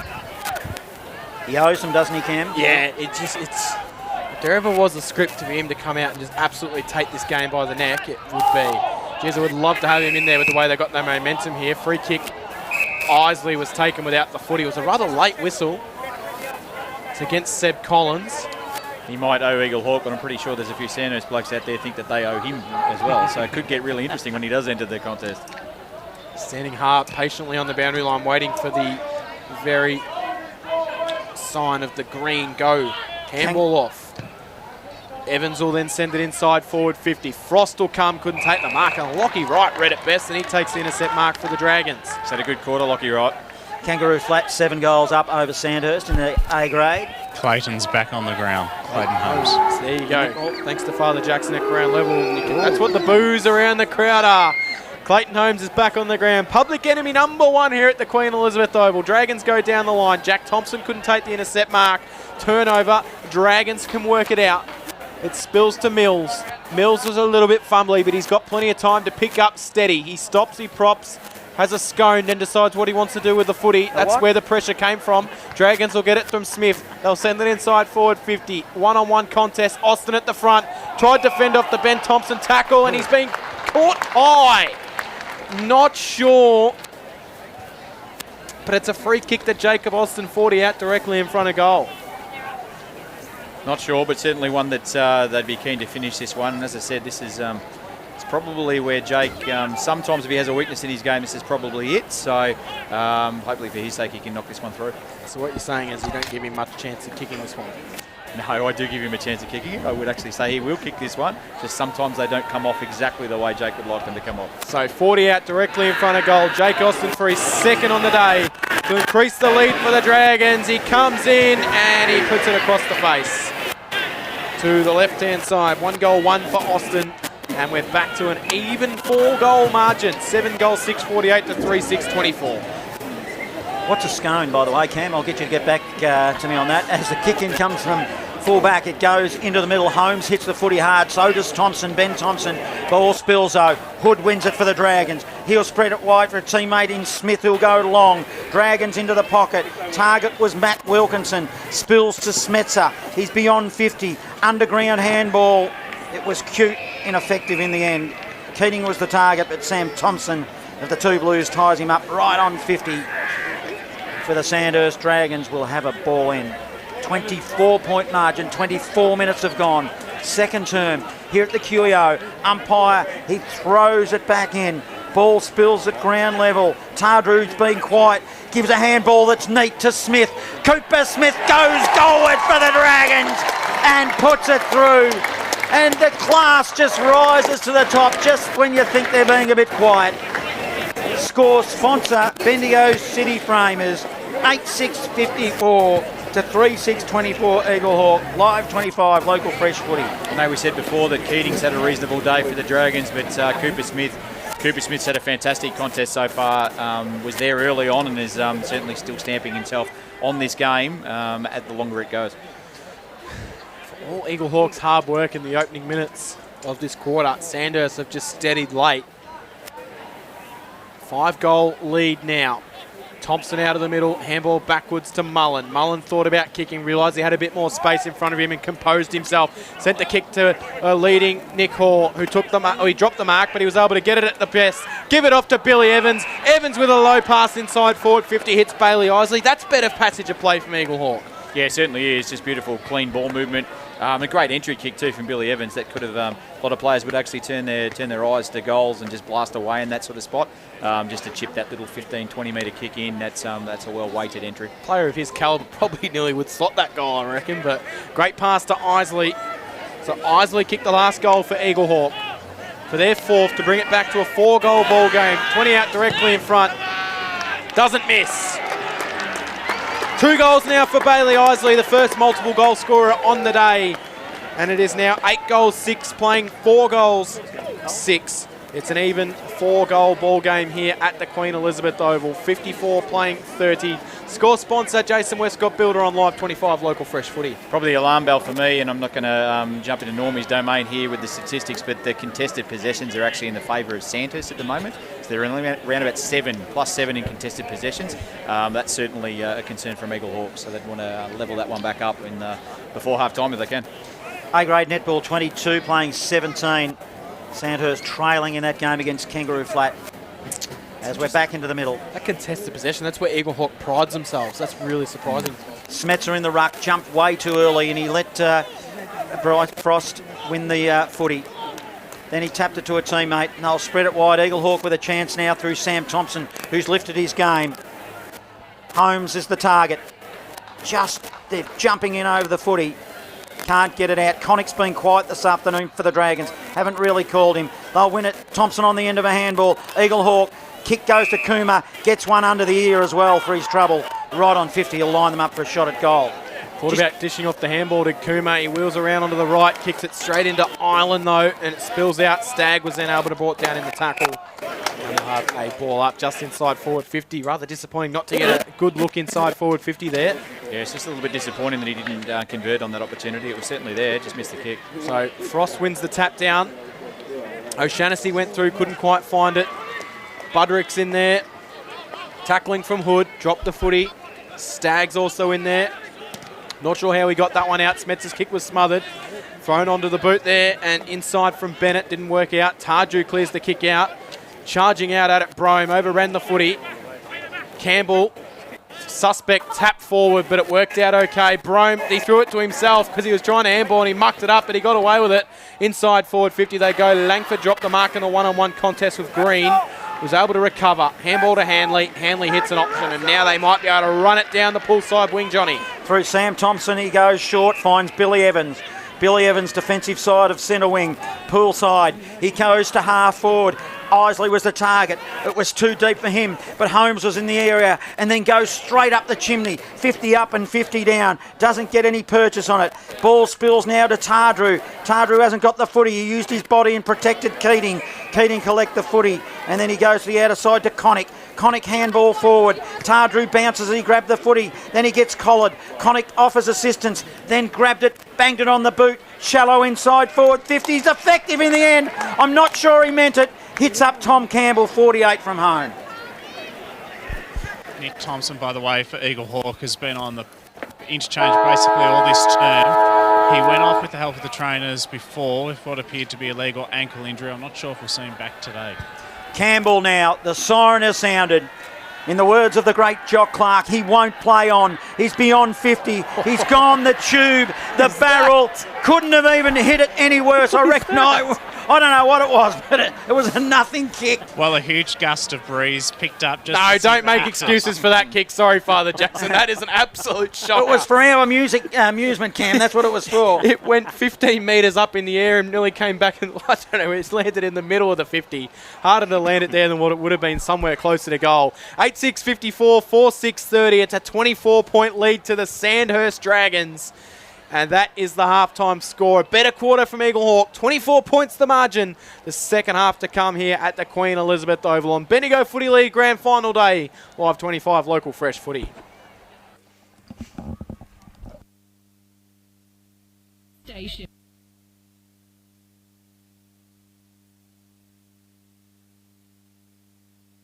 When it comes to reducing pain and rebuilding strength, Keyser leaves nothing to chance. Our university-qualified health professionals don't just treat problem areas, they design personalised training programs using Swiss-engineered machines unique to Keyser. These machines safely isolate the affected area, test your strength, and help rebuild your muscles for a stronger and healthier life. Keyser, physiotherapy, rehabilitation, and strength training. Building strength with precision. It's the Bendigo Football Netball League top 5 for the preliminary final. Let's kick it off with a high flyer at number 1. Nick Hoy here with a beautiful grab in the goal square. At number 2, another mark but this one really courageous from Jake Normington. Going back with the fly, putting his body on the line. That's what finals footy's about. Number 3, Luke Miletus here from Gisborne. He had to make hard work of it outside of the boot and shaping that back. A brilliant goal. In fact, it might have been Miletus. Luke Miletus with it on the outside of the boot.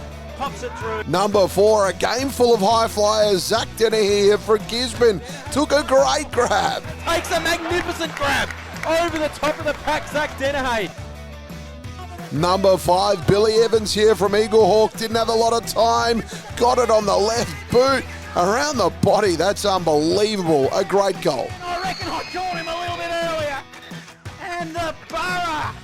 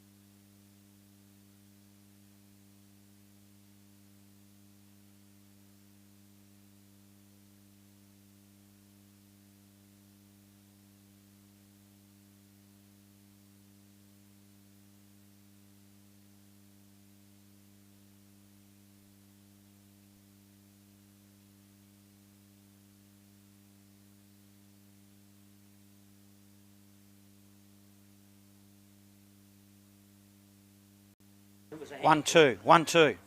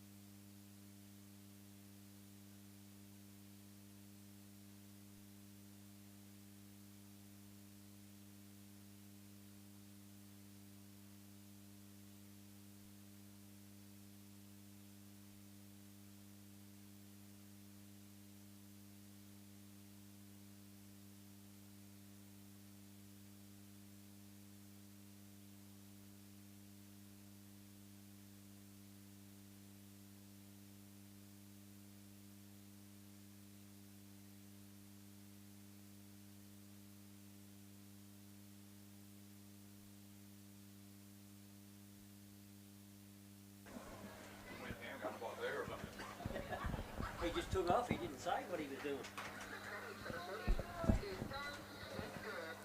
It's half-time here at the QEO Bendigo Football Netball League. Grand final day.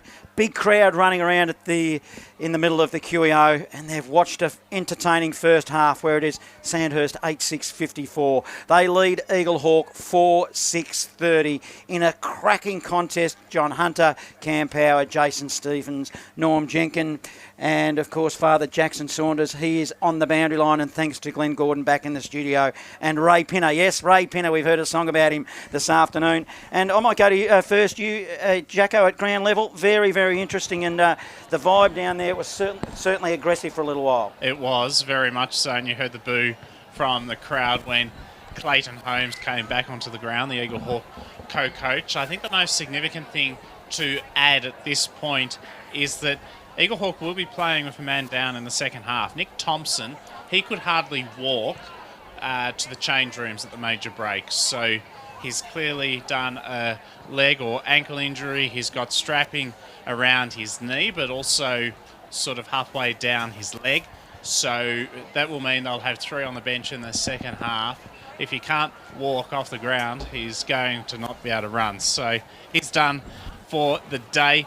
The crowd is massive, obviously. The grandstand is full. Up in the old area where the South Bendigo social change rooms used to be, people are almost up to View Street. Like, that's how deep the crowd is, which is fantastic to see. People may be wondering what's happened in earlier results today. Obviously, in the halftime contest, it's Sandhurst 8-6-54 to Eaglehawk 4-6-30. In earlier football games, in the under-18s, in case you've just tuned in, it was Sandhurst 10-6-66 down in Golden Square 5-8-38. In the reserves, Golden Square in a thriller by 3 points, 4-9-33 to Sandhurst 4-6-30. In 17 and unders netball, it was a thrilling 1-goal win to Sandhurst over Strathfield Say 40-39. In B reserve netball, Gisborne 43 defeated Sandhurst 32 by 13 goals. In B grade netball, it was Gisborne by 11 goals over Kangaroo Flat 55-44. And in A reserve netball, Kangaroo Flat 21 goal winners 50-29 against Sandhurst. And presently in A grade netball, it's a close game, a 4-goal lead to Kangaroo Flat. 30 plays 26 against Sandhurst, and Sandhurst would love to get the job done today with Heather Oliver playing her 150th game of A-grade netball for the Dragons. I'm sure Kangaroo Flat would like to get the job done over there too as well, Jacko. That's it's important for us as well. Very much so, and there's a lot at stake and an important day for the Kangaroo Flat Football Club. And I know, Jason, last week you said that you'd be very happy if Eaglehawk got through to the grand final because Kangaroo Flat's entrusted with the bar today. Is that right? That's right. We have got the alcohol tender for this finals campaign, and looking at the solid attendance down there behind the goals and where the South Bendigo rooms used to be in the wet area. I think the club's probably pretty happy with that at the moment. Absolutely, and I mentioned that to the good people of St Monica's and Kangaroo Flat last week, and I thought that was quite amusing, so I might mention that again tonight. But really looking forward to this second half. I do think Sandhurst have the ascendancy, clearly a 4-goal advantage, but in that second term, 3 goals to 2. So Eaglehawk were kicking with the breeze, admittedly. Sandhurst will be kicking with the breeze to the City End in this third term. So far in today's contest, 9 of the 12 goals have been kicked to the City End, so only 3 to the Barnard Street End in the first 2 quarters of footy. Thanks, Jacko. So I'm back here. I would say I was down there in the big crowd trying to go to the toilet, but I was busy signing autographs. But anyway, Norm Jenkins on stats. Well, that's a good intro for me, Cam.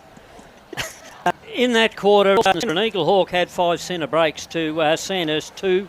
There was 13 inside 50s apiece, as we've just heard Jackson say. 3 goals to Eaglehawk from their 13 insides and 2 goals to Sandhurst from theirs. There was only 6 intercept marks that quarter, 3 to Eaglehawk and 3 to Kangaroo Flat, 12 ball ups and 11 throw-ins. So all in all, it's been an even game re-statistics. It'll just be interesting now to see whether Eaglehawk can hold Sandhurst this quarter and have a chance in the final term. Thanks, Norm Jenkins on stats. Jason Stevens, if Eaglehawk are to come back, who do you think needs to really have a big say in this second half? Well, from Eaglehawk, I think probably the best ball mover that they've actually had has been Palakuma across half forwards. He's probably been the most influential. So it's probably those midfielders. So Mullen looks like he's sort of shadowing a little bit. Tardrew around the stoppages a bit. But you'd probably need to see Billy Evans sort of get a little bit more dominant. And like we sort of said in the call, Clayton Holmes owes them a few. So needs to get active across half forward as well. Do you almost say it's not? I think Tardrew hasn't really had a massive influence on the game. Do you continue to do what's working, or do you just go, righto, we need to win this game, and let's focus on us getting the footy more than what he's doing? That's probably when you actually call that. So at the moment, this quarter with the breeze for Sandhurst from an Eaglehawk perspective, I think Eaglehawk want to sort of slow it down as much as they possibly can, see less of that green dragon this quarter and try and sort of slow the game down, and then probably reassess in the last quarter and really go for it if you're within striking distance. So in this quarter, Sandhurst had the breeze.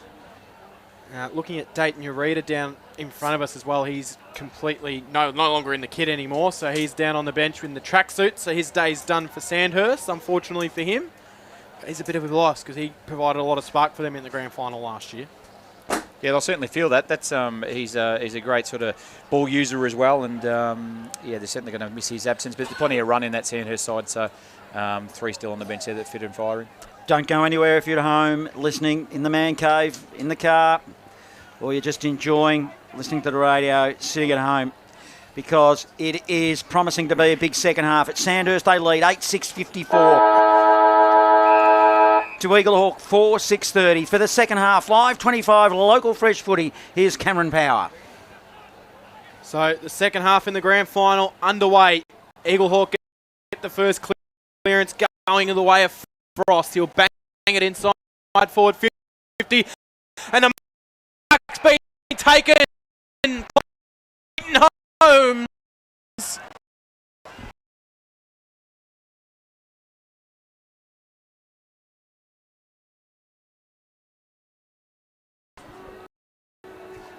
You can hear the boos in the background. Clayton Holmes comes in, 40 out directly in front to fire up the Eaglehawk crowd. He goes goalwards and he shanked it off the side of the foot.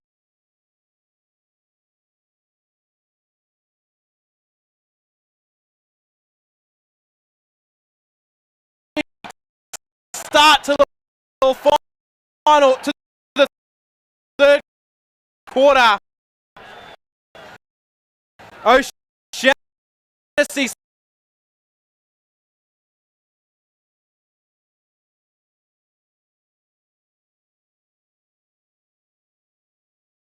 in the game from an Eaglehawk perspective. I probably missed this guy that just kicked that goal. He can be a barometer for this side, and if Jack O'Shaughnessy gets fired up and starts being active in that forward half, they're a very different looking side, Eaglehawk. So good start. Game on here at the QEO. Schmetzer jumps too early, I reckon, against Frost. No clear winner. It's just juggling around in the middle. Billy Evans goes too hard, emerging with the footy as Thompson gets the old 1-2.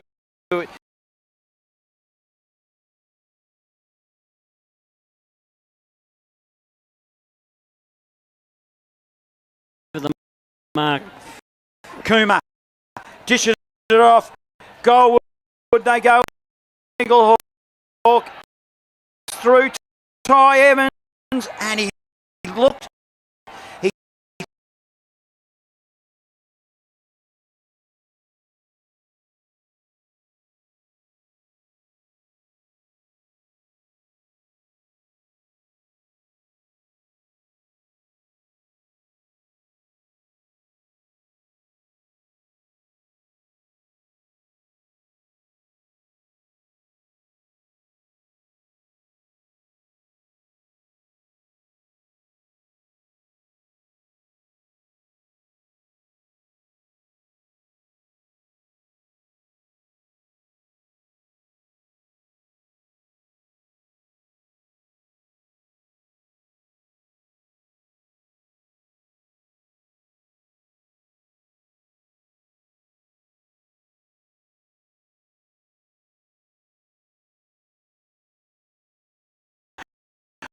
Coughlin handballs to right on the left of the Dragons, inside forward 50.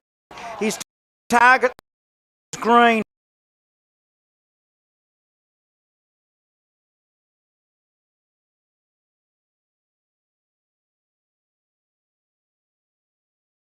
It's the biggest crowd in a few years, I believe.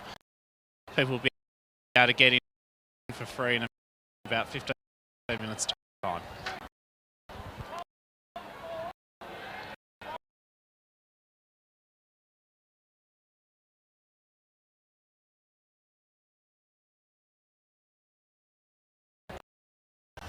So it is a pretty good crowd in attendance, that's for sure. Hit the QEO, and they're hoping that Eaglehawk can make a big case for an epic finish here in the grand final.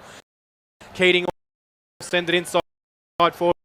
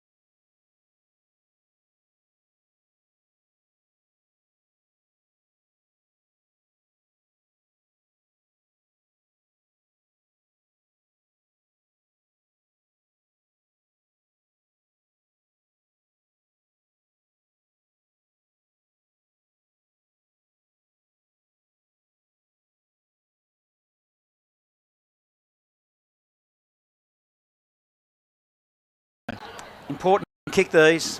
You've got to kick. It's the grand final. You've just got to kick them, don't you? Directly in front. Matty Wilkinson. He's had a big year. Directly in front. City end. The conditions are perfect to kick her behind. Would have been better for a goal, but it's only a minor score. 61 playing 37. I didn't want to build it up to something it wasn't. 8 minutes gone. Third term, live 25, local fresh footy. Langford quickly brings the ball in. He'll get it off. Evans will run his distance and clear the kick out of there. Oh, big fly. No mark taken though.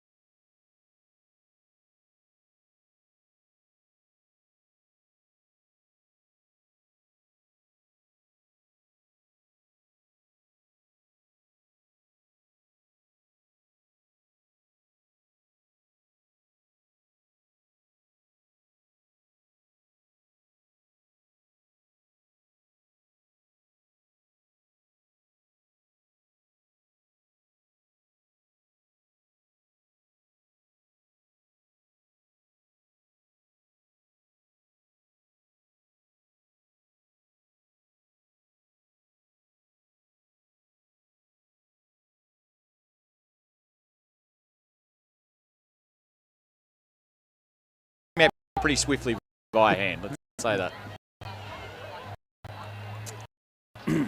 62 plays 37.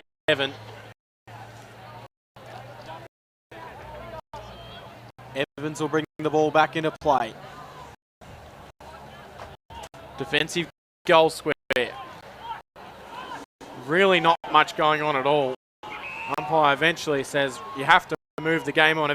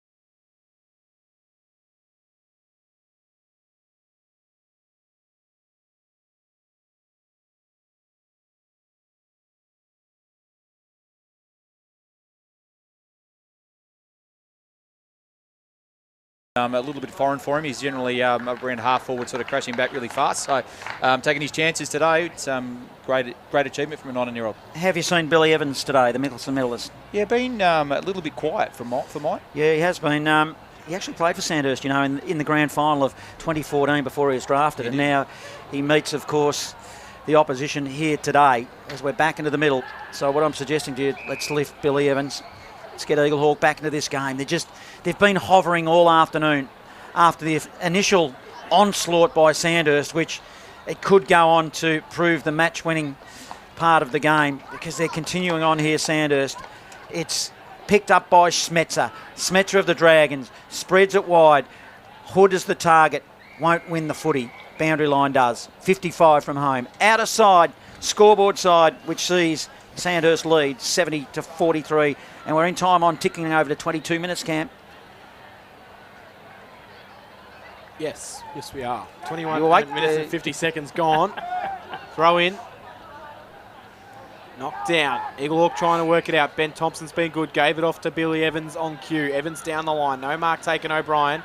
Spalls over the back. Island lost the footy. Sam Thompson went through. Got it to O'Brien. O'Brien's little kick worked out well. Might not have got to its intended target, but it was done nicely by Hoare. Tapped it to Holmes. Back to Hoare. Hoare dribbles one to the top of the goal square. Isley comes out. Snaps around the body. Bailey Isley. He's got 3. And it's back to 21 points again, and they just will not go away, Eaglehawk. 7-7-49 Eaglehawk. They trail by 21 points here. The Dragons 10-10-70. Score sponsor Aussie Disposals. That's 4 against the Breeze this quarter. So that's the first 3 against the Breeze, 3 or 4 against 3 against the Breeze this quarter. You'd think if they managed to get that 4 mark against the Breeze, that's putting him in a real spot to run home with the Breeze in the last quarter. 21-point margin. Sandhurst lead. Perfect conditions. It will not rain. The elements won't come into it. It's who wants it most. Smets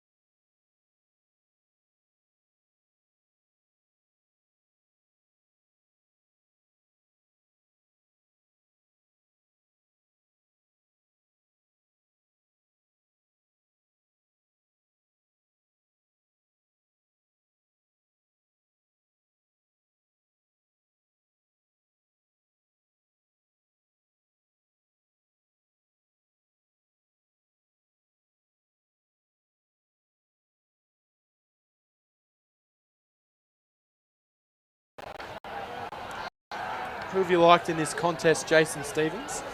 Yeah, it's a bit of a split. I think from my point of view, the player that's probably been most consistent throughout the day is Cooper Smith from Sandhurst. I think he's been consistent from start to finish.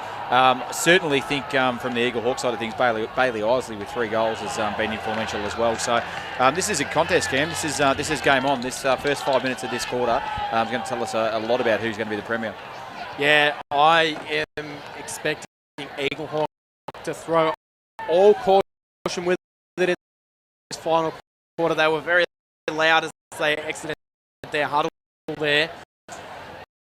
And probably without saying it, Jason,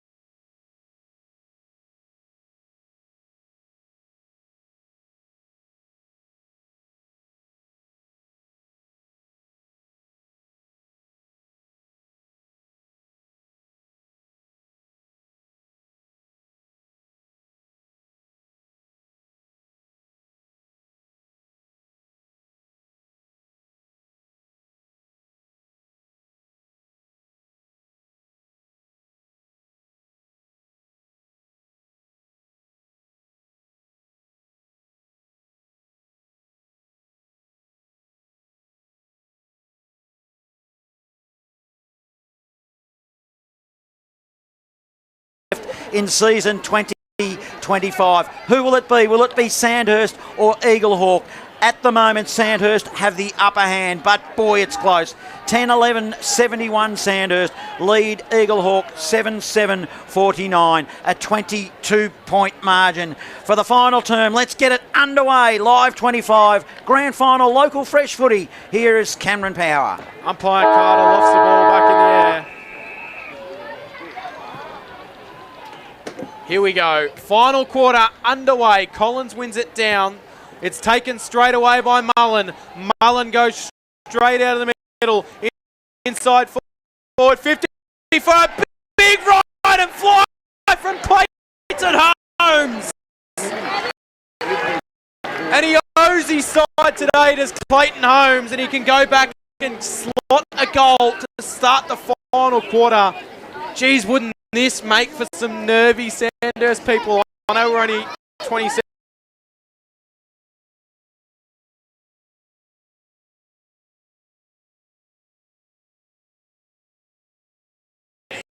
Going to the city end. He's put it through.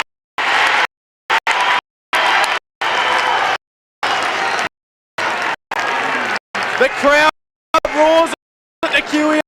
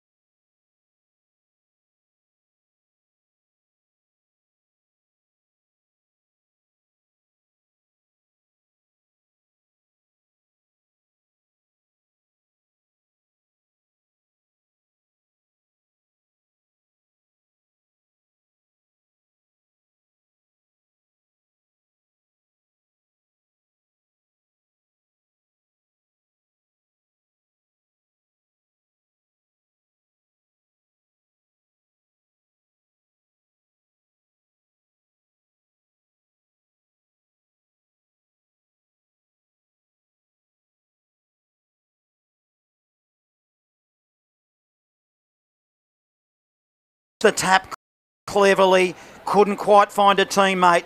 It might cause a stoppage. Umpire that it goes. Mills has been quiet this afternoon of Dragons. Coughed up the footy. Eaglehawk with possession now. They'll move forward. Might be Butterick with the footy. He'll go inside forward 50. Neves is the target. They've got Kobe Maxted, the Dragons down. Back now, and he just cleverly puts it towards the boundary line by hand, and over it goes underneath the scoreboard. Yeah, Maxted has floated back and Neves has followed him, so neutralise that from an Eaglehawk perspective, and probably playing 7 forwards at the moment. It always seems to be the case. Those two always seem to match up on each other. Doesn't matter what end of the ground or who's attacking, who's defended. They do not leave each other's side. It's a great contest. We'll have a ball up again on the throw-in. 3-point lead to the Dragons. 13 minutes gone. Eaglehawk have kicked the last 4 of the contest, though. Ball up. Isley came in a run and jump at it. Managed to grab it out of the ruck. Kick was smothered. Ben Thompson fires the handball backwards to the sweeper, which was Sam Thompson. A bit of brotherly connection there. Sam Thompson's kick carries the back and floats through for a minor score. We're back to a 2-point margin now, and they're getting ever agonisingly closer. Curnow for the Dragons, playing down back on Holmes now. Will kick it in. He goes one way, then the other. Then he decides to spread it to Connick broadcast side. Hits him up. Takes a mark beyond defensive 50. 10 metres in from the boundary line. Just in front of us broadcast side. Short pass forward 25 metres. Hits Oliver Morris. Oliver Morris now directs traffic. It's a long high ball. He'll go looking for right, but at the back of the pack, it's an Eaglehawk mark. Good grab there from Eaglehawk. One of the Hanley boys has taken their mark there. He'll come down the line. It's going to be hugging the boundary.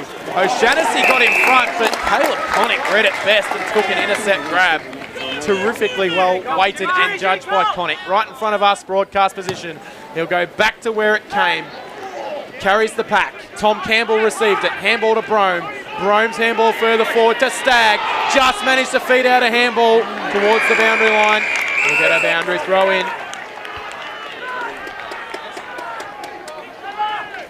Cracking game of footy here, grand final of 2025, and it's going right to the wire. 2-point margin, 15 minutes into the final quarter. We'll get a throw in.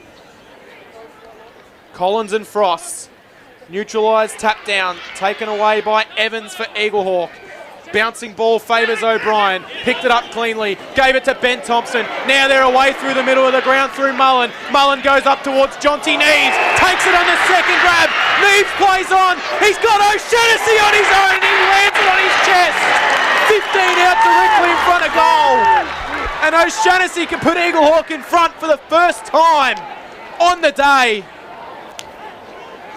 They're stunned, Sandhurst. This has been some quarter of footy from Eaglehawk. And Jack O'Shaughnessy, who's kicked 2. Kicked 39 goals heading into today's game. Represented the interleague side. In he comes. And he puts Eaglehawk in front in the grand final.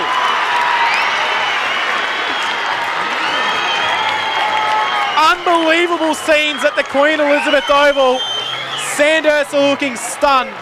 11-11-77 to 12-9-81. 17 gone, final quarter.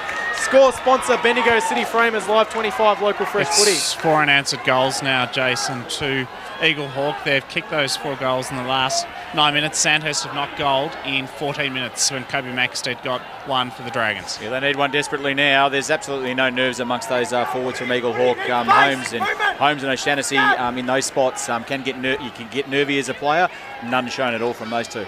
It's important in the middle. Ben Thompson has got Tardrew. Who's going to win it? Umpire will throw it up.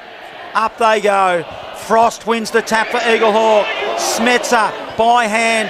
No, we're going nowhere. We're stuck in the middle. It's a real contest. It's an will won by Sam Thompson. Eaglehawk inside forward 50. It's a juggling mark. Isley goes goal and it extends the lead. Listen to the crowd. He extends the lead. Boy, oh boy. Eaglehawk now. They've kicked out to 13-9-87 to 11-11-77. That's his fourth. Score sponsor Bendigo City Framers. Live 25. Grand final local fresh footy. In the last minute, the crowd has been chanting Eaglehawk, Eaglehawk, Eaglehawk. You could hear it. Listen to it. No one can Big question. Stag with a black blood nose too. No one can question the standard of Bendigo footy if they're here watching this contest. This is some supreme footy from Eaglehawk right at the moment. It's certainly dominated by Eaglehawk there, Jace. They've had 5 centre clearances, 11 inside 50s for their 6 goals. The crowd is going nuts. They're not home yet. 18 minutes gone in the final quarter. Tarju goes backwards. He'll receive the footy. What can he do? He's tackled. He's gone. Holding the ball. Frost got it. Crowd goes nuts. Frost will send it inside forward 50. Neves in a one-on-one. Maxted worked him under it and took the mark for the Dragons. Cool, calm, composed. Maxted sent it out to a teammate who was absolutely crunched by young Tommy Bennett. Nothing malicious about that. That was just a good, hard attack at the footy.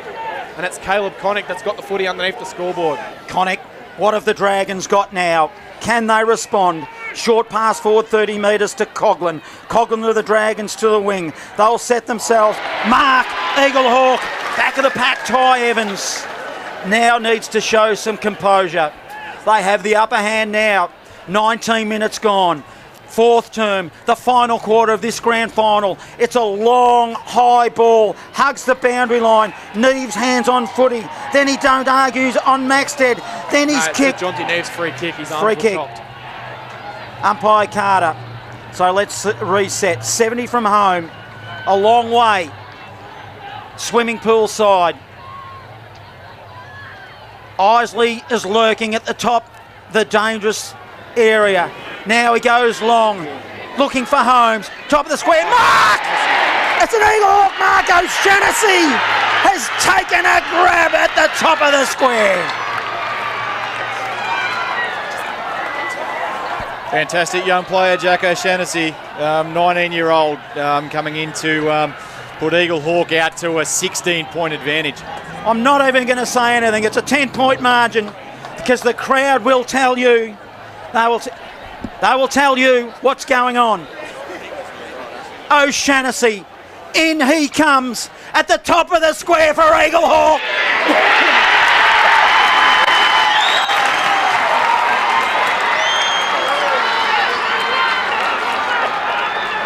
Jack O'Shaughnessy, what a grab. Score sponsor, Bendigo City Framers, his fourth. Sandhurst, 11-11-77. They're labouring, can you believe it? 14-9-93. The Borough, we're in time on 21 minutes in the final term. Jason, Eaglehawk had 7 goals at three-quarter time. They've doubled their amount of goals in 20 minutes.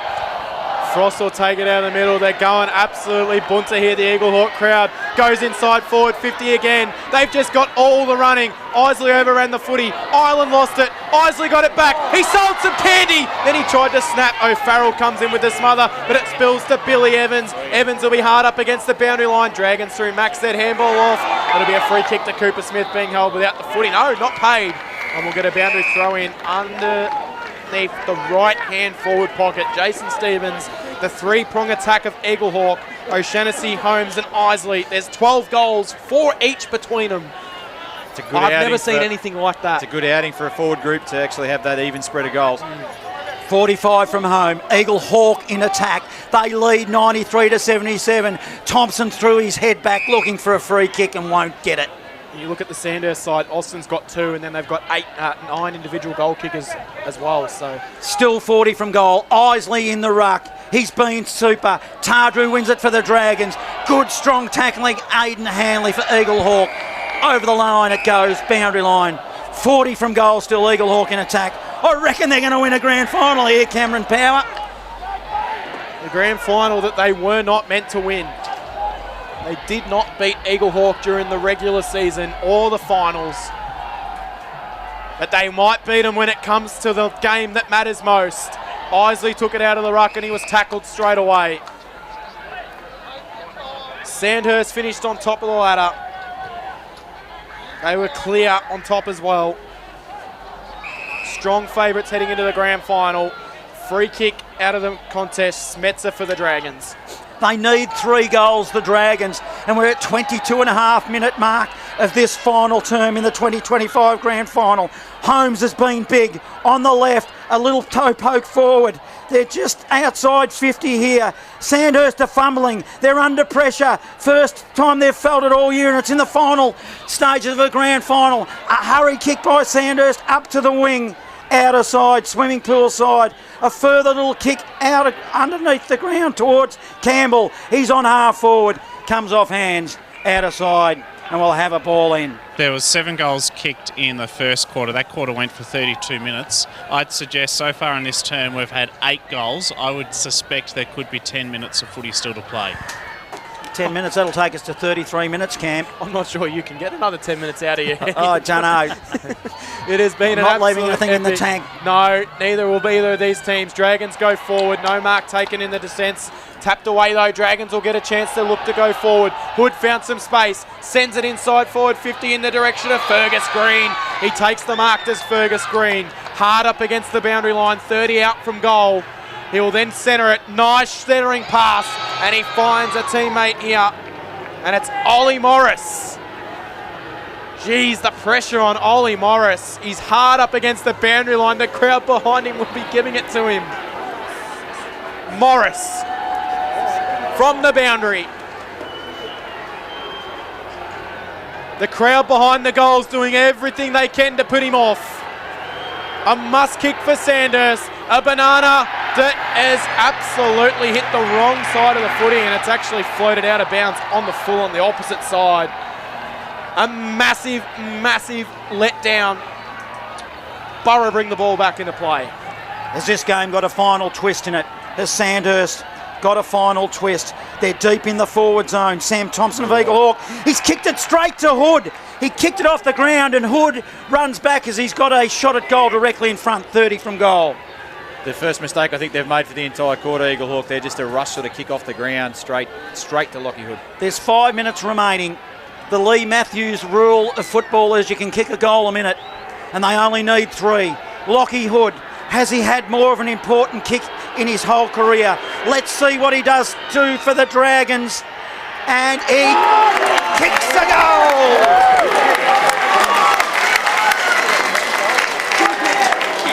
His second. We're not done yet. Score sponsor Don Smallgoods is Don is good. Sandhurst 12-11-83. 10-point margin, Eaglehawk 14-9-93. Jason Stevens. Best midfielders need to be in this stoppage, and Sandhurst looks like they've got Coughlin in there. Ollie Morris is in there, and Tardrew is the starting sort of set. They absolutely need to win this clearance forward for the Dragons if there are any hope in this contest. Knocked down Frost. Grabbed it, tackled straight away. Wilkinson in amongst it as well for the Dragons. The crowd desperate to find out. There's a blood rule here. Father Jackson Saunders, who's the blood rule on? Is it Nick Stagg again? It is, yes. He's had trouble with his nose in this quarter, so Staggy is certainly giving it his all. Hugh Schmetzer is coming onto the ground too, so Nick Stagg coming off at the moment. We probably shouldn't repeat what the crowd are chanting out there. The Eaglehawk faithful. Jack Keating comes on, and Stagg looks absolutely dejected down there on the bench to be coming off. It's blood from the nose by the looks.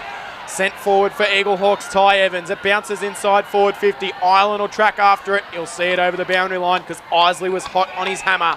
We're going to throw in underneath the scoreboard, which reads Eaglehawk leading by 10 points, 27 minutes into the final quarter. A couple of minutes remaining in this grand final of 2025. They look done in the first quarter, in the second quarter, and even the third. And now they are going to potentially win a grand final. A couple of minutes remaining. Tardrew of the Dragons to right. They're in the back half to Maxted. Maxted short pass, hits up Keating. Keating didn't quite mark it. By hand back to Maxted. Had to retreat. Maxted long and strong up to the wing. Stepped around knees with a kick down the line. It'll be a mark to Braden Frost.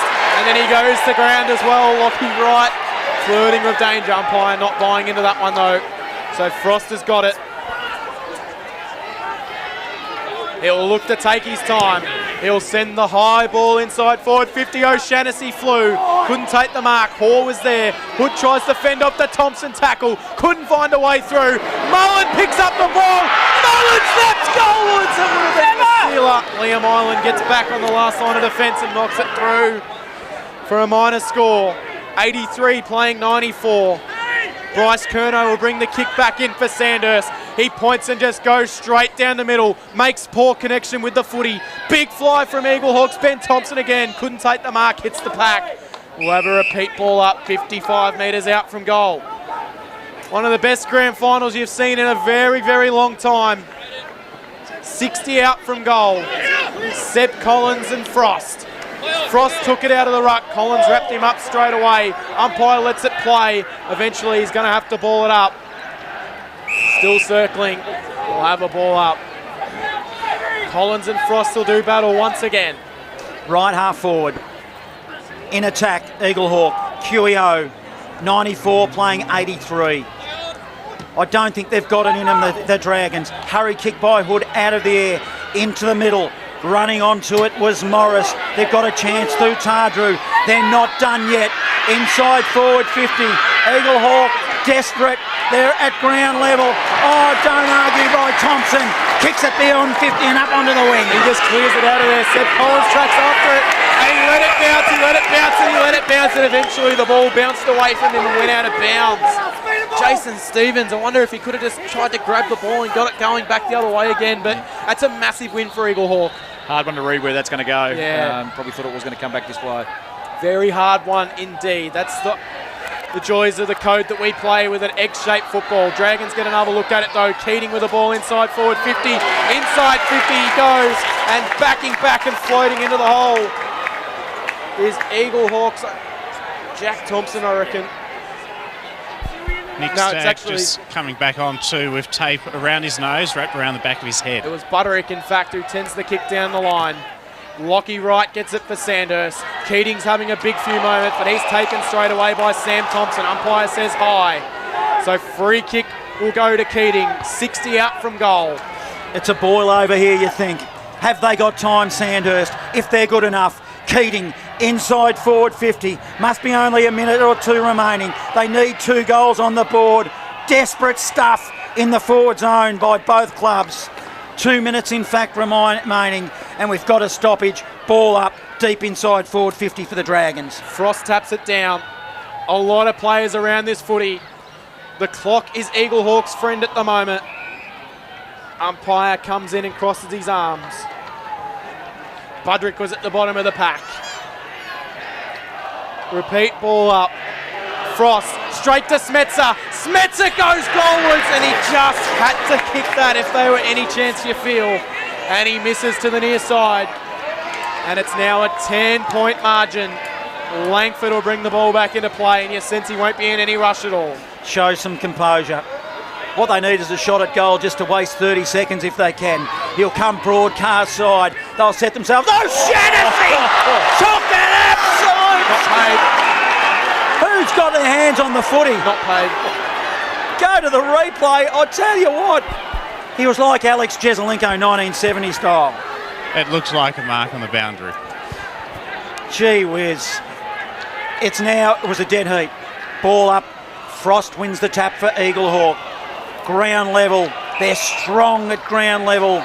The 2 Blues. This will be a famous victory. A boil over. 60 seconds remain. Where did this come from? Smetzer sends it inside forward 50. Have they got one last say in it, the Dragons? It'll be cleared back out of there from Eaglehawk. Things need to go perfectly. It spills back to the back of the pack. Smetzer will wheel around on his white. He'll send it inside forward 50. Big punch from Eaglehawk. Seconds click away. Tom Bennett tracks after it. Just clear it out of there, son. It's exactly what he does. Bennett gains 20 metres. It goes towards the boundary line and it goes over. Centre of the Queen Elizabeth Oval is where the ball will be thrown back in on the pool side of the ground. The Borough, dare I say it, might just about have done enough. They've done enough. 32 minutes, 10-point margin. They've come from nowhere all season. What a victory this will be. They'll win this grand final, nothing sure as stoppage. True centre wing, 94 playing 84. Cameron Power, rip it home, son. Look at the crowd behind the goals. They're already starting to jump the fence and get involved in this one. The Eaglehawk crowd will go nuts. Sandhurst will send it inside forward 50. And an intercept mark is taken in defence. And Eaglehawk are about to wrap up a big grand final.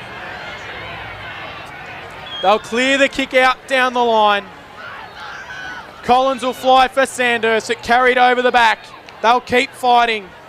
Work forward. They'll get another look inside forward 50. Jacob Austin might be a chance. Picks it up. Handballs to Connick. Connick will go goalwards. Fergus Green marks. But it's too little, too late. Eaglehawk are premiers. The biggest boil over you'll see in a while. The Borough have done the impossible that some said and won the grand final by 10 points. Look at the crowd. Unbelievable scenes at the Queen Elizabeth Oval. Jason Stevens, can you sum up what you've just witnessed? That's an amazing victory for Eaglehawk. That's it's probably this is in their DNA, their footy club, isn't it? They get to this big dance. They've always been this type of team. That grit and the fight that we've seen all day from them. We thought they were toast in that first quarter, but they stuck with it and were able to fight all the way through. And look at those scenes out there. That's we haven't seen that for a long time in Bendigo footy, that number of people on the ground. No, that is Bendigo footy at its best. Anyone that says the Bendigo footy standard is not where it should be, they just need to watch this game. That was unbelievable game of footy. Norm Jenkin, what stats have you got over there that can really summarise the win? Well, in that last quarter in particular, we had 10 centre clearances. 8 of them went to Eaglehawk. 2 went to Sandhurst.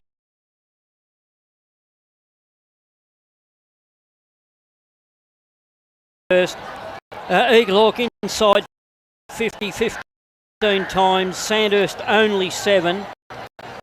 There were 8 intercept marks in defence or through the centre for Eaglehawk. There was only 5 for Sandhurst. The umpires had their work cut out in that last quarter because we had 27 blocks and 11 midfield. The work in the centre of Frost and Evans and Mullins. They got the ball out of there time and time again. I'm just standing amongst the Eaglehawk crowd and they're going absolutely nuts down here, as you can hear through the microphone. I'm waiting for the best out into song any moment. We'll get interviews as soon as we can.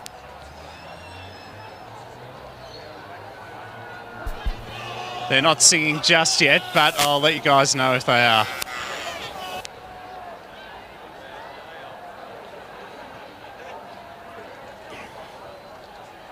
Yeah, so all in all, it was the third quarter of Sandhurst was costly for them. They kicked 2 goals 5, whereas in the last quarter with the breeze, we saw Eaglehawk kicking 7 goals 3, and I think that was the tale of the story today, Jace, that Eaglehawk were able to use the breeze a lot better than what Sandhurst did. Yeah, you're right, Norm. It certainly, and you sort of look back at the contest now, they took their opportunities, didn't they? They were really good in front of goals. As far as the set shots in front of goals, I think they were, we go back and look over some of the stats, oh, look, probably Sandhurst really missed, accurate. as I say, 5 in that third quarter that all were gettable goals, but they just didn't read the breeze. They all faded away to the left-hand side, and even Fergus Green, he missed one which he should have got from almost, well, he wasn't straight in front, he would have been about 40 degrees out, and he just seemed to line up for the centre of the goals, and we just saw the wind take the ball across. It's been a northwesterly today, so it hasn't been straight up and down the ground, it's been across the ground. So, Jace, we've got the Bendigo City Framers Sponsored Award. Traditionally, we give it for the best on ground, but there are going to be 2 medal winners. So perhaps we'll wait till they're awarded, and then we might not stick with same. We'll potentially give it to someone else. I think. How do you think that is a good idea? I think it's a good idea. I think even both sides, there's an even contribution there from a lot of players. So I think we're probably best to wait and see how the VCFL and League Awards sort of come out, and then maybe make our call after that. Yeah, and look, how exciting. We have got some interviews coming at ground level, so just bear with us. But, Jace, I just sense Eaglehawk, potentially they were only the 4th best side in it during the season at times when South Bendigo was cracking. Definitely they were on paper behind Gisborne at certain stages, and definitely by Sandhurst. I came here today expecting on paper a 7-goal win but with the disclaimer, we're playing in a grand final. And I was watching, if you get a chance to look at the footage, if you're listening at home now, I had hairs on the back of my neck stand up when that crowd went out. It was like when Tony Lockett or one of those guys, remember when or Buddy Franklin recently, ran out into the middle. Isn't it? Yeah. That's what the image was like. And how good's that for Bendigo footy? That's, and I know unfortunately there has to be a loser on the day, and Sandhurst has had three fantastic seasons in the Bendigo Footy League in the last three, but, and commiserations to them, they've been fantastic all year, but how good is it for Bendigo footy to see Eaglehawk up and about, and actually when we see the outside boundary sort of fill up and then everyone rush onto the ground, that's amazing scenes. Norm, you've watched a lot of football as well, and I'll ask you and I'll ask Jason the same question. There's shots fired. Can you put your finger on what changed? What was it? Was there a particular point or a trigger point that just happened that you could see and sense? I'll go to you first, Jason, then Norm, you can have your say. Yeah, for me, it's probably in the second quarter. I sort of felt there was a bit of a momentum swing there, and I know I looked at the phone and checked the Premier data, and we sort of felt that Sandhurst had plenty of the ball and plenty of disposals, but when we actually checked, Eaglehawk was actually there and even with them in the disposal count. So, yeah, I think a moment in the second quarter there where they sort of pegged it back. I think they kicked 3 goals in a row. We sort of looked in the box that looked at each other. I sort of felt that there was a sniff. And I know out in the ground, you could sort of sense that they felt they were in the contest when they did get those 3 in a row. So I think that was, for me, the moment that I think Eaglehawk knew they could. Jason, I'm down here with Bailey Eiley from Eaglehawk. How good is it to be the premiers? Pardon? How good is it to be the premiers? It's unbelievable. Dreamt of this my whole life. Growing up here since I was a kid, so to be able to play one's unbelievable. You kicked 4 goals today too. You must have been thrilled with your performance. But how much does this mean to you personally? You said you've been in Eaglehawk all your life. Yeah, during the week coming out, the last time we played Sandhurst and the flag was against in 1950 something when my granddad played, and he kicked 4 as well. So to be able to do that is unbelievable. Tell us the name of your granddad, and obviously that's a special story for you too.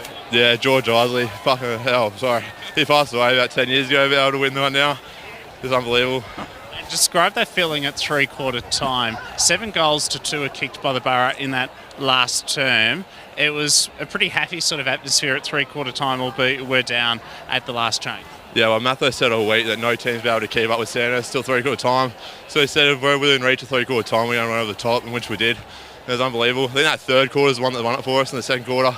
Playing a man down in the second quarter, and we came back still. In the third quarter, we beat him against the wind, so that just helped the whole game. And that crowd, how good was it to hear Eaglehawk being chanted across the queue? That was unbelievable.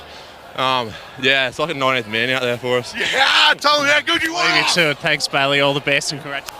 Thanks, mate. Well, we've got ground level Bailey Isley. If you've just joined us to find out who won this game, well, I'm telling you, it's Eaglehawk by 10 points. 14-10-94 to Sandhurst 12-12-84. And you were saying, Norma, where did you think the game changed? Well, like Jace, I thought it was halfway through the second quarter. Braden Frost had come off for a break. He'd been off for about 4 or 5 minutes. He came back out into the centre. And from when he came back onto the ground, I can't remember him taking a break for the rest of the game. And it was 4 centre clearances to Sandhurst, and in the same time was 18 centre clearances to Eaglehawk, and in the second half was 13-3, and I think that's when Eaglehawk started to get on top. They didn't originally start to kick goals, but they were getting that ball out of a centre, and Sandhurst had to attack from defence, and Sandhurst were finding it hard. I'm down here with Paolo Kuma. Paolo, an amazing performance. Talk us through what's going through your mind at the moment. Mate, it's still surreal. It's only my first season with Eaglehawk after injury, and even coming back from injury, 1 game in and I feel like I've been here for 10 years. It's just the culture around the footy club, especially this man here. He's welcomed me with both arms, and I love this footy club so much. It'll take a while to sink in now. And why does this footy club mean so much to you, particularly given your injury? Talk us through that and what sort of comeback you had to endure. Well, I unfortunately went out with a season-ending injury, but turning up every week, the boys are able to wrap their arms around me, just telling me to just show up, support the boys, and I'll be there every game. And I think doing that just becomes like a family-orientated footy club as well. Obviously, the Thompson boys have been here for so long, and it just so much to show up for them boys. If I'm not going to do it for myself, I'll do it for them. Well, you certainly left everything out on the field today. Enjoy the celebrations. Yeah, no, it was it was a really good game. Sandhurst is a pretty good outfit, but yeah, we dig in and it's a good win. It'll be a good celebration. Thank you very much. Thanks, Paolo. That's great. Joel Mallon's here too. Joel, you kicked an amazing goal in that last term. What was that like for you? Oh, I really can't explain. Probably the worst kick I've done all year. It's just wobbled its way through. So you got to have fortunes go your way, I suppose. So I'll take it. And Joel, you were part of the 2018 Premiership too, along with Sam Thompson and Jonty Neves. What's it like to play in a second flag with those individuals? Oh, I spoke with the boys during the week. I think this one we probably appreciate a bit more. Like me and Jonty especially, we were only fresh 19, like just started that year. So just, I don't know, it's been all year. It's just been a grind, but yeah, I can't explain anyway. It's just great. It's just great. We'll leave you to it, Joel. Enjoy the celebrations with your mates. There's plenty around. Father Jackson. Thanks, Joel. Take care. Thank you. Father Jackson Saunders at ground level. If you've just joined us, Eaglehawk 14-10-94 have defeated Sandhurst in an absolute boil over in season 2025. Sandhurst 12-12-84, and what an amazing performance. Norm, you were saying? Yeah, look, as I said, I believe it was when Eaglehawk started to take control of the centre clearances that they got on top, and during that third quarter, Sandhurst had a lot of the play, 16 inside 50s to 8, but it was Eaglehawk's defence that held firm and Sandhurst couldn't take advantage, and I think that's where the game really turned in that third quarter. We said at half-time that if Eaglehawk had got back within a couple of 3 goals at three-quarter time, that look out, they could run over the top, and for me, they looked the fitter and the quicker side at the end of the day. They just ran, and their big fellas up forward stood up. As you say, it's not often you get 3 key forwards that'll kick 4 goals each, and 3 tall key forwards. But I think that's where they won the game, because O'Shannessy, once Clayton Holmes started to get the ball, and we saw Curnow go to Clayton Holmes, it gave O'Shannessy the leash, and he had Ireland on him then, and he had the lesser defender, and he was able to take advantage of it, and I think that was a big thing. They had the 3 rotations down there. Norm, I'm here with Ty Evans. Ty, an amazing performance. You're a premiership player. Oh, mate, that's unbelievable. I can't believe that second half was just unreal. Clayton going off with 10 minutes and stepping up that last quarter, that was unbelievable. How good. And what was the key message at half-time? Because you certainly responded after the major break. Oh, look, just got to hold it in that third quarter. We knew the breeze was with us in that last, and we did, and we fucking fired up. Sorry. We fired up in that third quarter. We came in, we knew we were going to come over there on the top, so unbelievable by the boys. You're forgiven in more ways than one. A 10-point win to Eaglehawk. In those minutes after the game, I couldn't get near you guys. Like, there was probably about 20 deep, the supporters. What was that like? Oh, if you didn't hear them in that last quarter, it was unreal. Like, they were right behind us that last quarter, and it was huge. It was huge. I couldn't believe it. That's unreal, mate. Unreal. Thanks for your time. Enjoy the celebrations. Thanks, Ty. Ty Evans there joining us on Live 25 Local Fresh Footy. Father Jackson Saunders at ground level will be taking confessions a little bit later on and donations into the box. But 10-point margin, it's a boil over. Also in the netball, not so much of a boil over really, because 2 great teams in the netball, Kangaroo Flat 59 have defeated Sandhurst 51. Joel Peterson is at ground level. He's monitoring. He will be doing some presentations, but we are hopeful that we get some netballers up for an interview very shortly. After an unforgettable 2025 Senior Football Grand Final in the Bendigo Bank Bendigo Football Netball League. What a day that we've been treated to. Terrific footy and netball action, culminating in a breathtaking Senior Grand Final with Eaglehawk, our 2025 premiers. We will begin our presentations by acknowledging our grand final umpires. The Bendigo Umpires Association does a magnificent job on this day and all throughout the season, ensuring that games of football can go ahead. To present medals to our umpires, I'd like to welcome up Craig Finlay from the BFNL board. The umpires for today's senior football, and please just leave a bit of a path for them to come through there among the Eaglehawk crowd. Our field umpires, David Carter, Joel Wood and Nathan Dunn. Thought the boys did an excellent job I did today. too. And our emergency umpire, Very rarely were they talked about all day. Boundary umpires, George Stanides, George Stockdale, Logan Polk, and Charlie Bannon. Look at that crowd down there around the Eaglehawk contingent as well. That's amazing, isn't it? Yeah. It's what you love to see at country football, Jason. They've certainly got a big following, and when they make finals here, we see it. And Wayne Ford.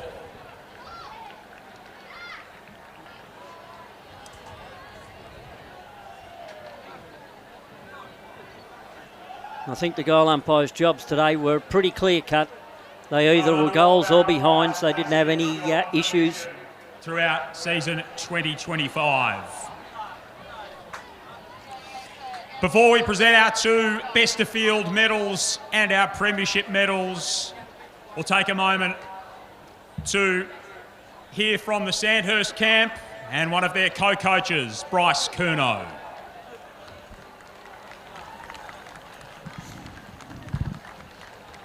He was under pressure today, wasn't he? In the back half when Clayton Holmes just went nuts. Clayton and the boys, too good today. Great year for you boys. Hope you enjoy it. Thanks. To the league, umpires, everyone, thanks for putting on a fantastic day. Absolutely blessed to be here, and hopefully for our boys and our club we can get back here at some stage.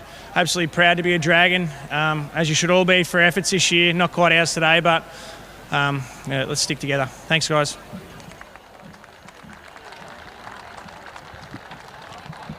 Thank you to Bryce, his co-coach Lockie Tardrew, and to the Sandhurst Football Club on a superb season.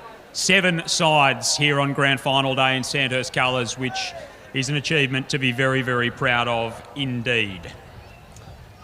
Every year since 1983, the Nolder Medal has been awarded to the best player in the Senior Grand Final in the Bendigo Football Netball League. And again, it is great to have the Nolder family part of our presentations as always. And so to present the Nolder Medal for season 2025 to the best player on the ground, we thank the Nolder family for their involvement as always. Our best on ground in the 2025 Senior Grand Final, from Eaglehawk, number 23, Jordan Ilesley.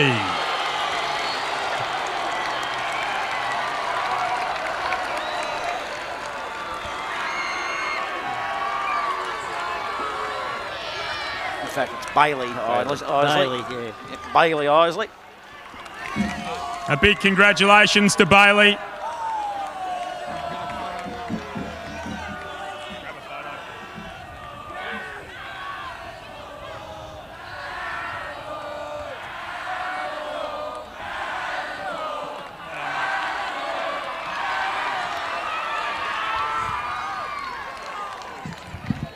Famous name out at Canterbury Park is the Ilesley, and well done to Bailey on his best on ground medal. The votes collated through the Fresh FM commentary team as well as the Bendigo Advertiser and the BFNL board for 2 medals, including the WorkSafe AFL Victoria medal. And I'd like to welcome up Cam Tomlins from AFL Victoria to present the WorkSafe AFL Victoria medal. Also from Eaglehawk, number 44, Ben Thompson.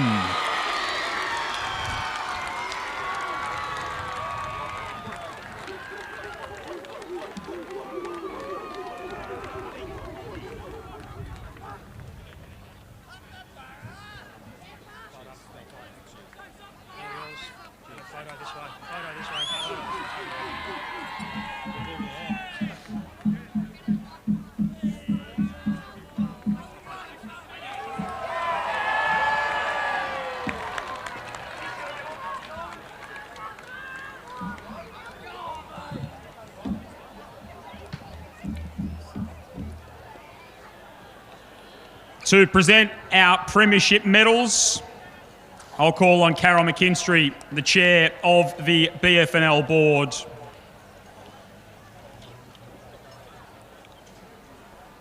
And what a performance it was from our premiers in season 2025. Eaglehawk, number 1, Pala Kuma.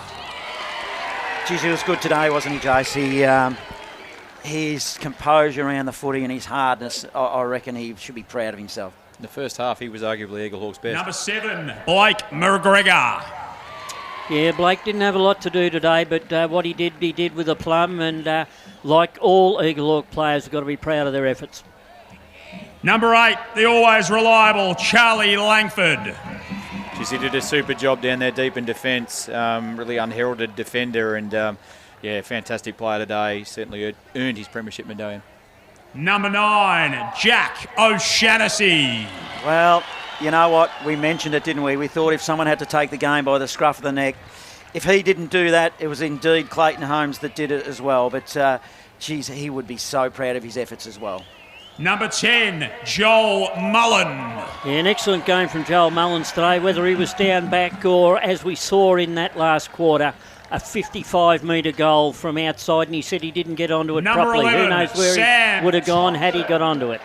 It's a 2-time premiership player now at Eaglehawk, Sam Thompson, and a famous family name, as you can hear the Eaglehawk crowd go off when the Thompson name comes out. I reckon he'll party pretty hard Number tonight, 13, Sammy Thompson. Jonty Neves. Jonty Neves, you know, I sensed early in the game that he was just one of those players. They were under pressure and he just got better and better, and he was just providing that target in the end. In the end, it was just another Number 14, tall. Jack Donnis. Yeah, Jack Donnet didn't have a lot to do, but when down back, he certainly played his part and went forward in the last quarter and got a couple of integral Number 16, touches. Joel Butterick. Another one of those unheralded sort of players in Eaglehawk. He plays a lot through the middle, and a lot of people actually miss him. He's an elite player through the middle of the ground, and yeah, did his job today. Number 17, Tom Bennett. I think he probably falls in the same category as the previous one, Jace. He plays on the wing more so than Butterick, but they all kind of seemed that class of player got better during the game, didn't they?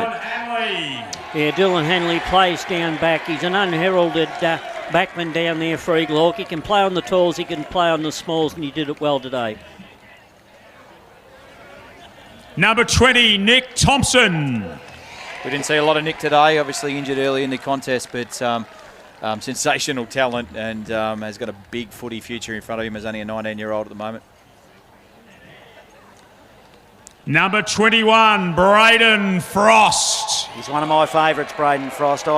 His competitiveness in the ruck and the clearances, not only winning the tap at times, but just to win the footy by himself and just pump it forward. He had a Number great 23, game. our Nolda medalist, Bailey Ilesley.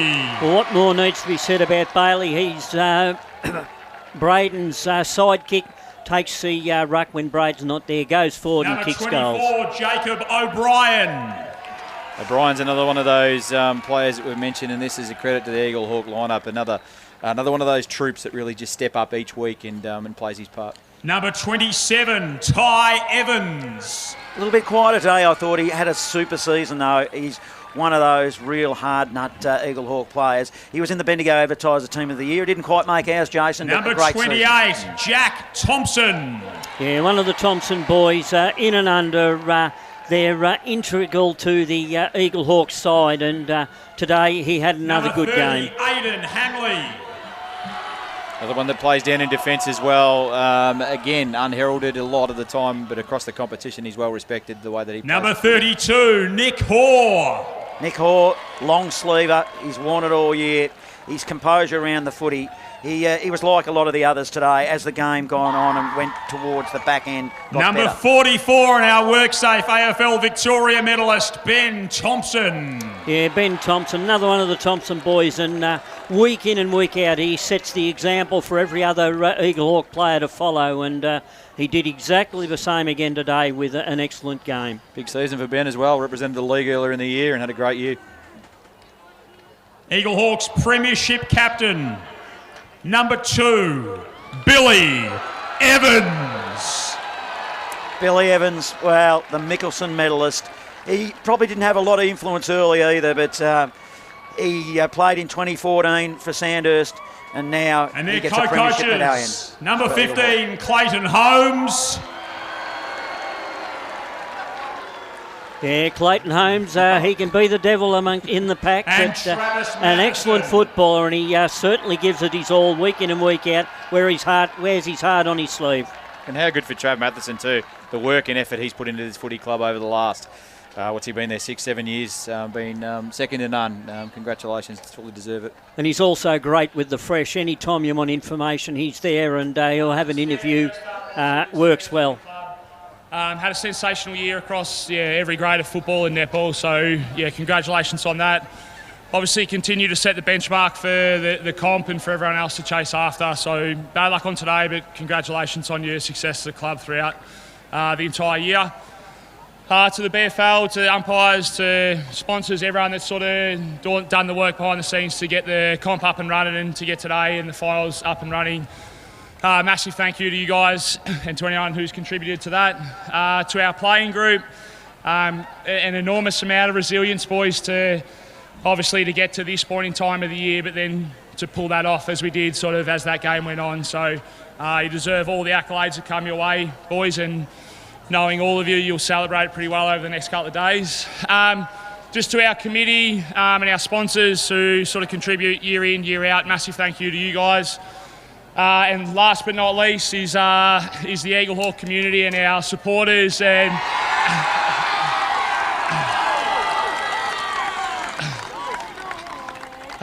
we spoke all week about trying to get ourselves in the position at three-quarter time where we could look over to the hill and you guys would ride at home. So massive thank you for your support that you've given us throughout the whole year, but in particular today. And don't get lost getting over the bridge tonight because we've got a bit of work to do when we get back over. So thank you.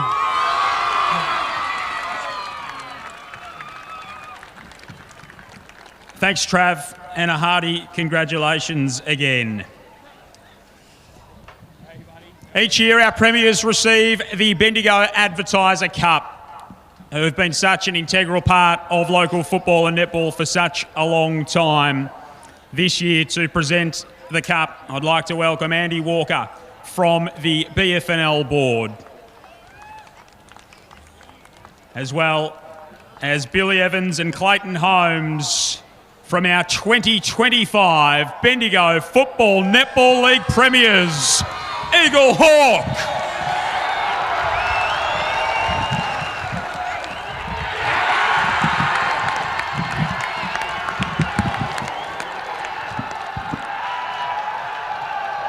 Well, exciting scenes here at the QEO. Father Jackson Saunders, you need to go and answer to a higher authority this evening and into tomorrow, but thanks for your efforts today. Let's get your final thoughts on today's game and how you thought it went, and congratulations on your efforts all throughout the season. Thanks, Johnny. I've loved being part of the Fresh broadcast team, and well, two amazing clubs with the strongest and most successful club histories, both of them. Sandhurst with 29 flags, and Eaglehawk today make it 28 flags in the history of their football club. And listen to that crowd. The atmosphere, it's just fantastic, isn't it? That's something which I've really enjoyed, and I literally was 15 people deep away from the Eaglehawk players before I got those first interviews. The support was massive, and I think they will celebrate long and hard into the night out there at famous Canterbury Park. So look, I'll say goodbye. It's been a wonderful season. A big thank you especially to you, Johnny, for all the work that you do behind the scenes. We're all volunteers here and you shoulder it, and it's very much appreciated by all of us. So thanks for another great footy season. No, you're welcome, Jacko, and we'll look forward to a big season next year, our 40th season next year, but we've still got... Johnny, I'm just roaming around down here. I've got the Eaglehawk co-coach Travis Matheson. Absolutely sensational scenes, mate. Yeah, mate, I'm probably still in a little bit of disbelief, to be honest. Like we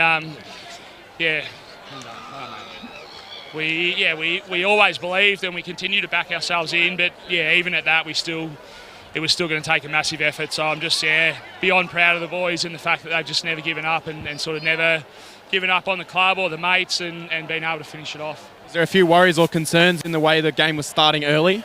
Well, we knew it was always going to be hard early on. Would have liked to have maybe just get a couple more on the board when we had the breeze.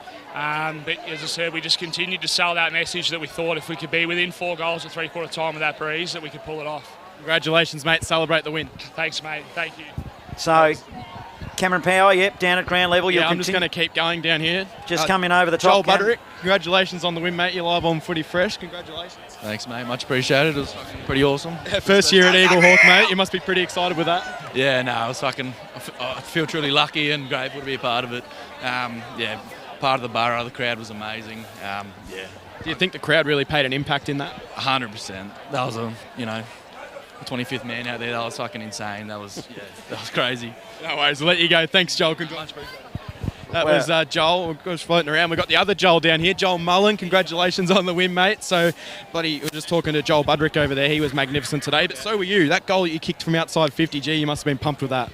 Yeah, I said to one of your boys earlier, I was like, I don't know how it came off. It was really just a hack kick that floated through, so I'll take it, man. I mean, you got to take the little wins, I suppose. How were you feeling very early on in the game, especially with the way the game started? Oh, we knew we had the belief. We just needed to stick with them. The motto during the week was kind of like, just stick with them. They're probably not used to the pressure in the last quarter that might come. So all we want to do is win each contest, just stick with them, and hope for the best. And full of belief at three-quarter time by the sounds? Of course, yeah. We had like a little bit of a breeze. You've got to be full of belief anyway. We've got this far believing. So, yeah, mate, can't be proud of the boys. It's just unbelievable. Congratulations on the win. Celebrate hard. See who else I can find down here. Plenty of Eaglehawk people around down here. Ty, you were pretty happy with that. Give us a big pump up before. Mate, I can't believe this. Like, first year at the club and the boys, mate, we rocked up. And, mate, it's unbelievable. We love this. How about yourself? You've had a very impressive year, named in the Team of the Year as well, so you must be wrapped to really cap it off. Yeah, mate, a lot of impressive players on our team, and, to get an award like that, it's pretty impressive. I feel good about myself, but, mate, the whole team is unreal. Transition to Eaglehawk, how have you enjoyed the year? Yeah, mate, like I said, look at the crowd. Like that last quarter, if you didn't hear that crowd, like they got right behind us, and it's that good to have that sort of that crowd behind you, and the players unreal. Congratulations on the win, mate. So enjoy hard. We're floating around. Blake McGregor, how are you, mate? Congratulations on the win. Yeah, thank you very much. Appreciate it. Absolutely pumped with that. Yeah, I'm fucking so pumped, so excited. Well, here, F-bomb's been dropped. We are live on air, mate, but enjoying the win, no doubt. So, unheralded performance. What was the message at three-quarter time? Basically just to play our brand of footy, get it down forward to the one-on-ones, and take control from there. Congratulations, mate. Enjoy the win. Jake O'Brien, how are you, mate? Very unheralded role down here, so congratulations on the win, first of all.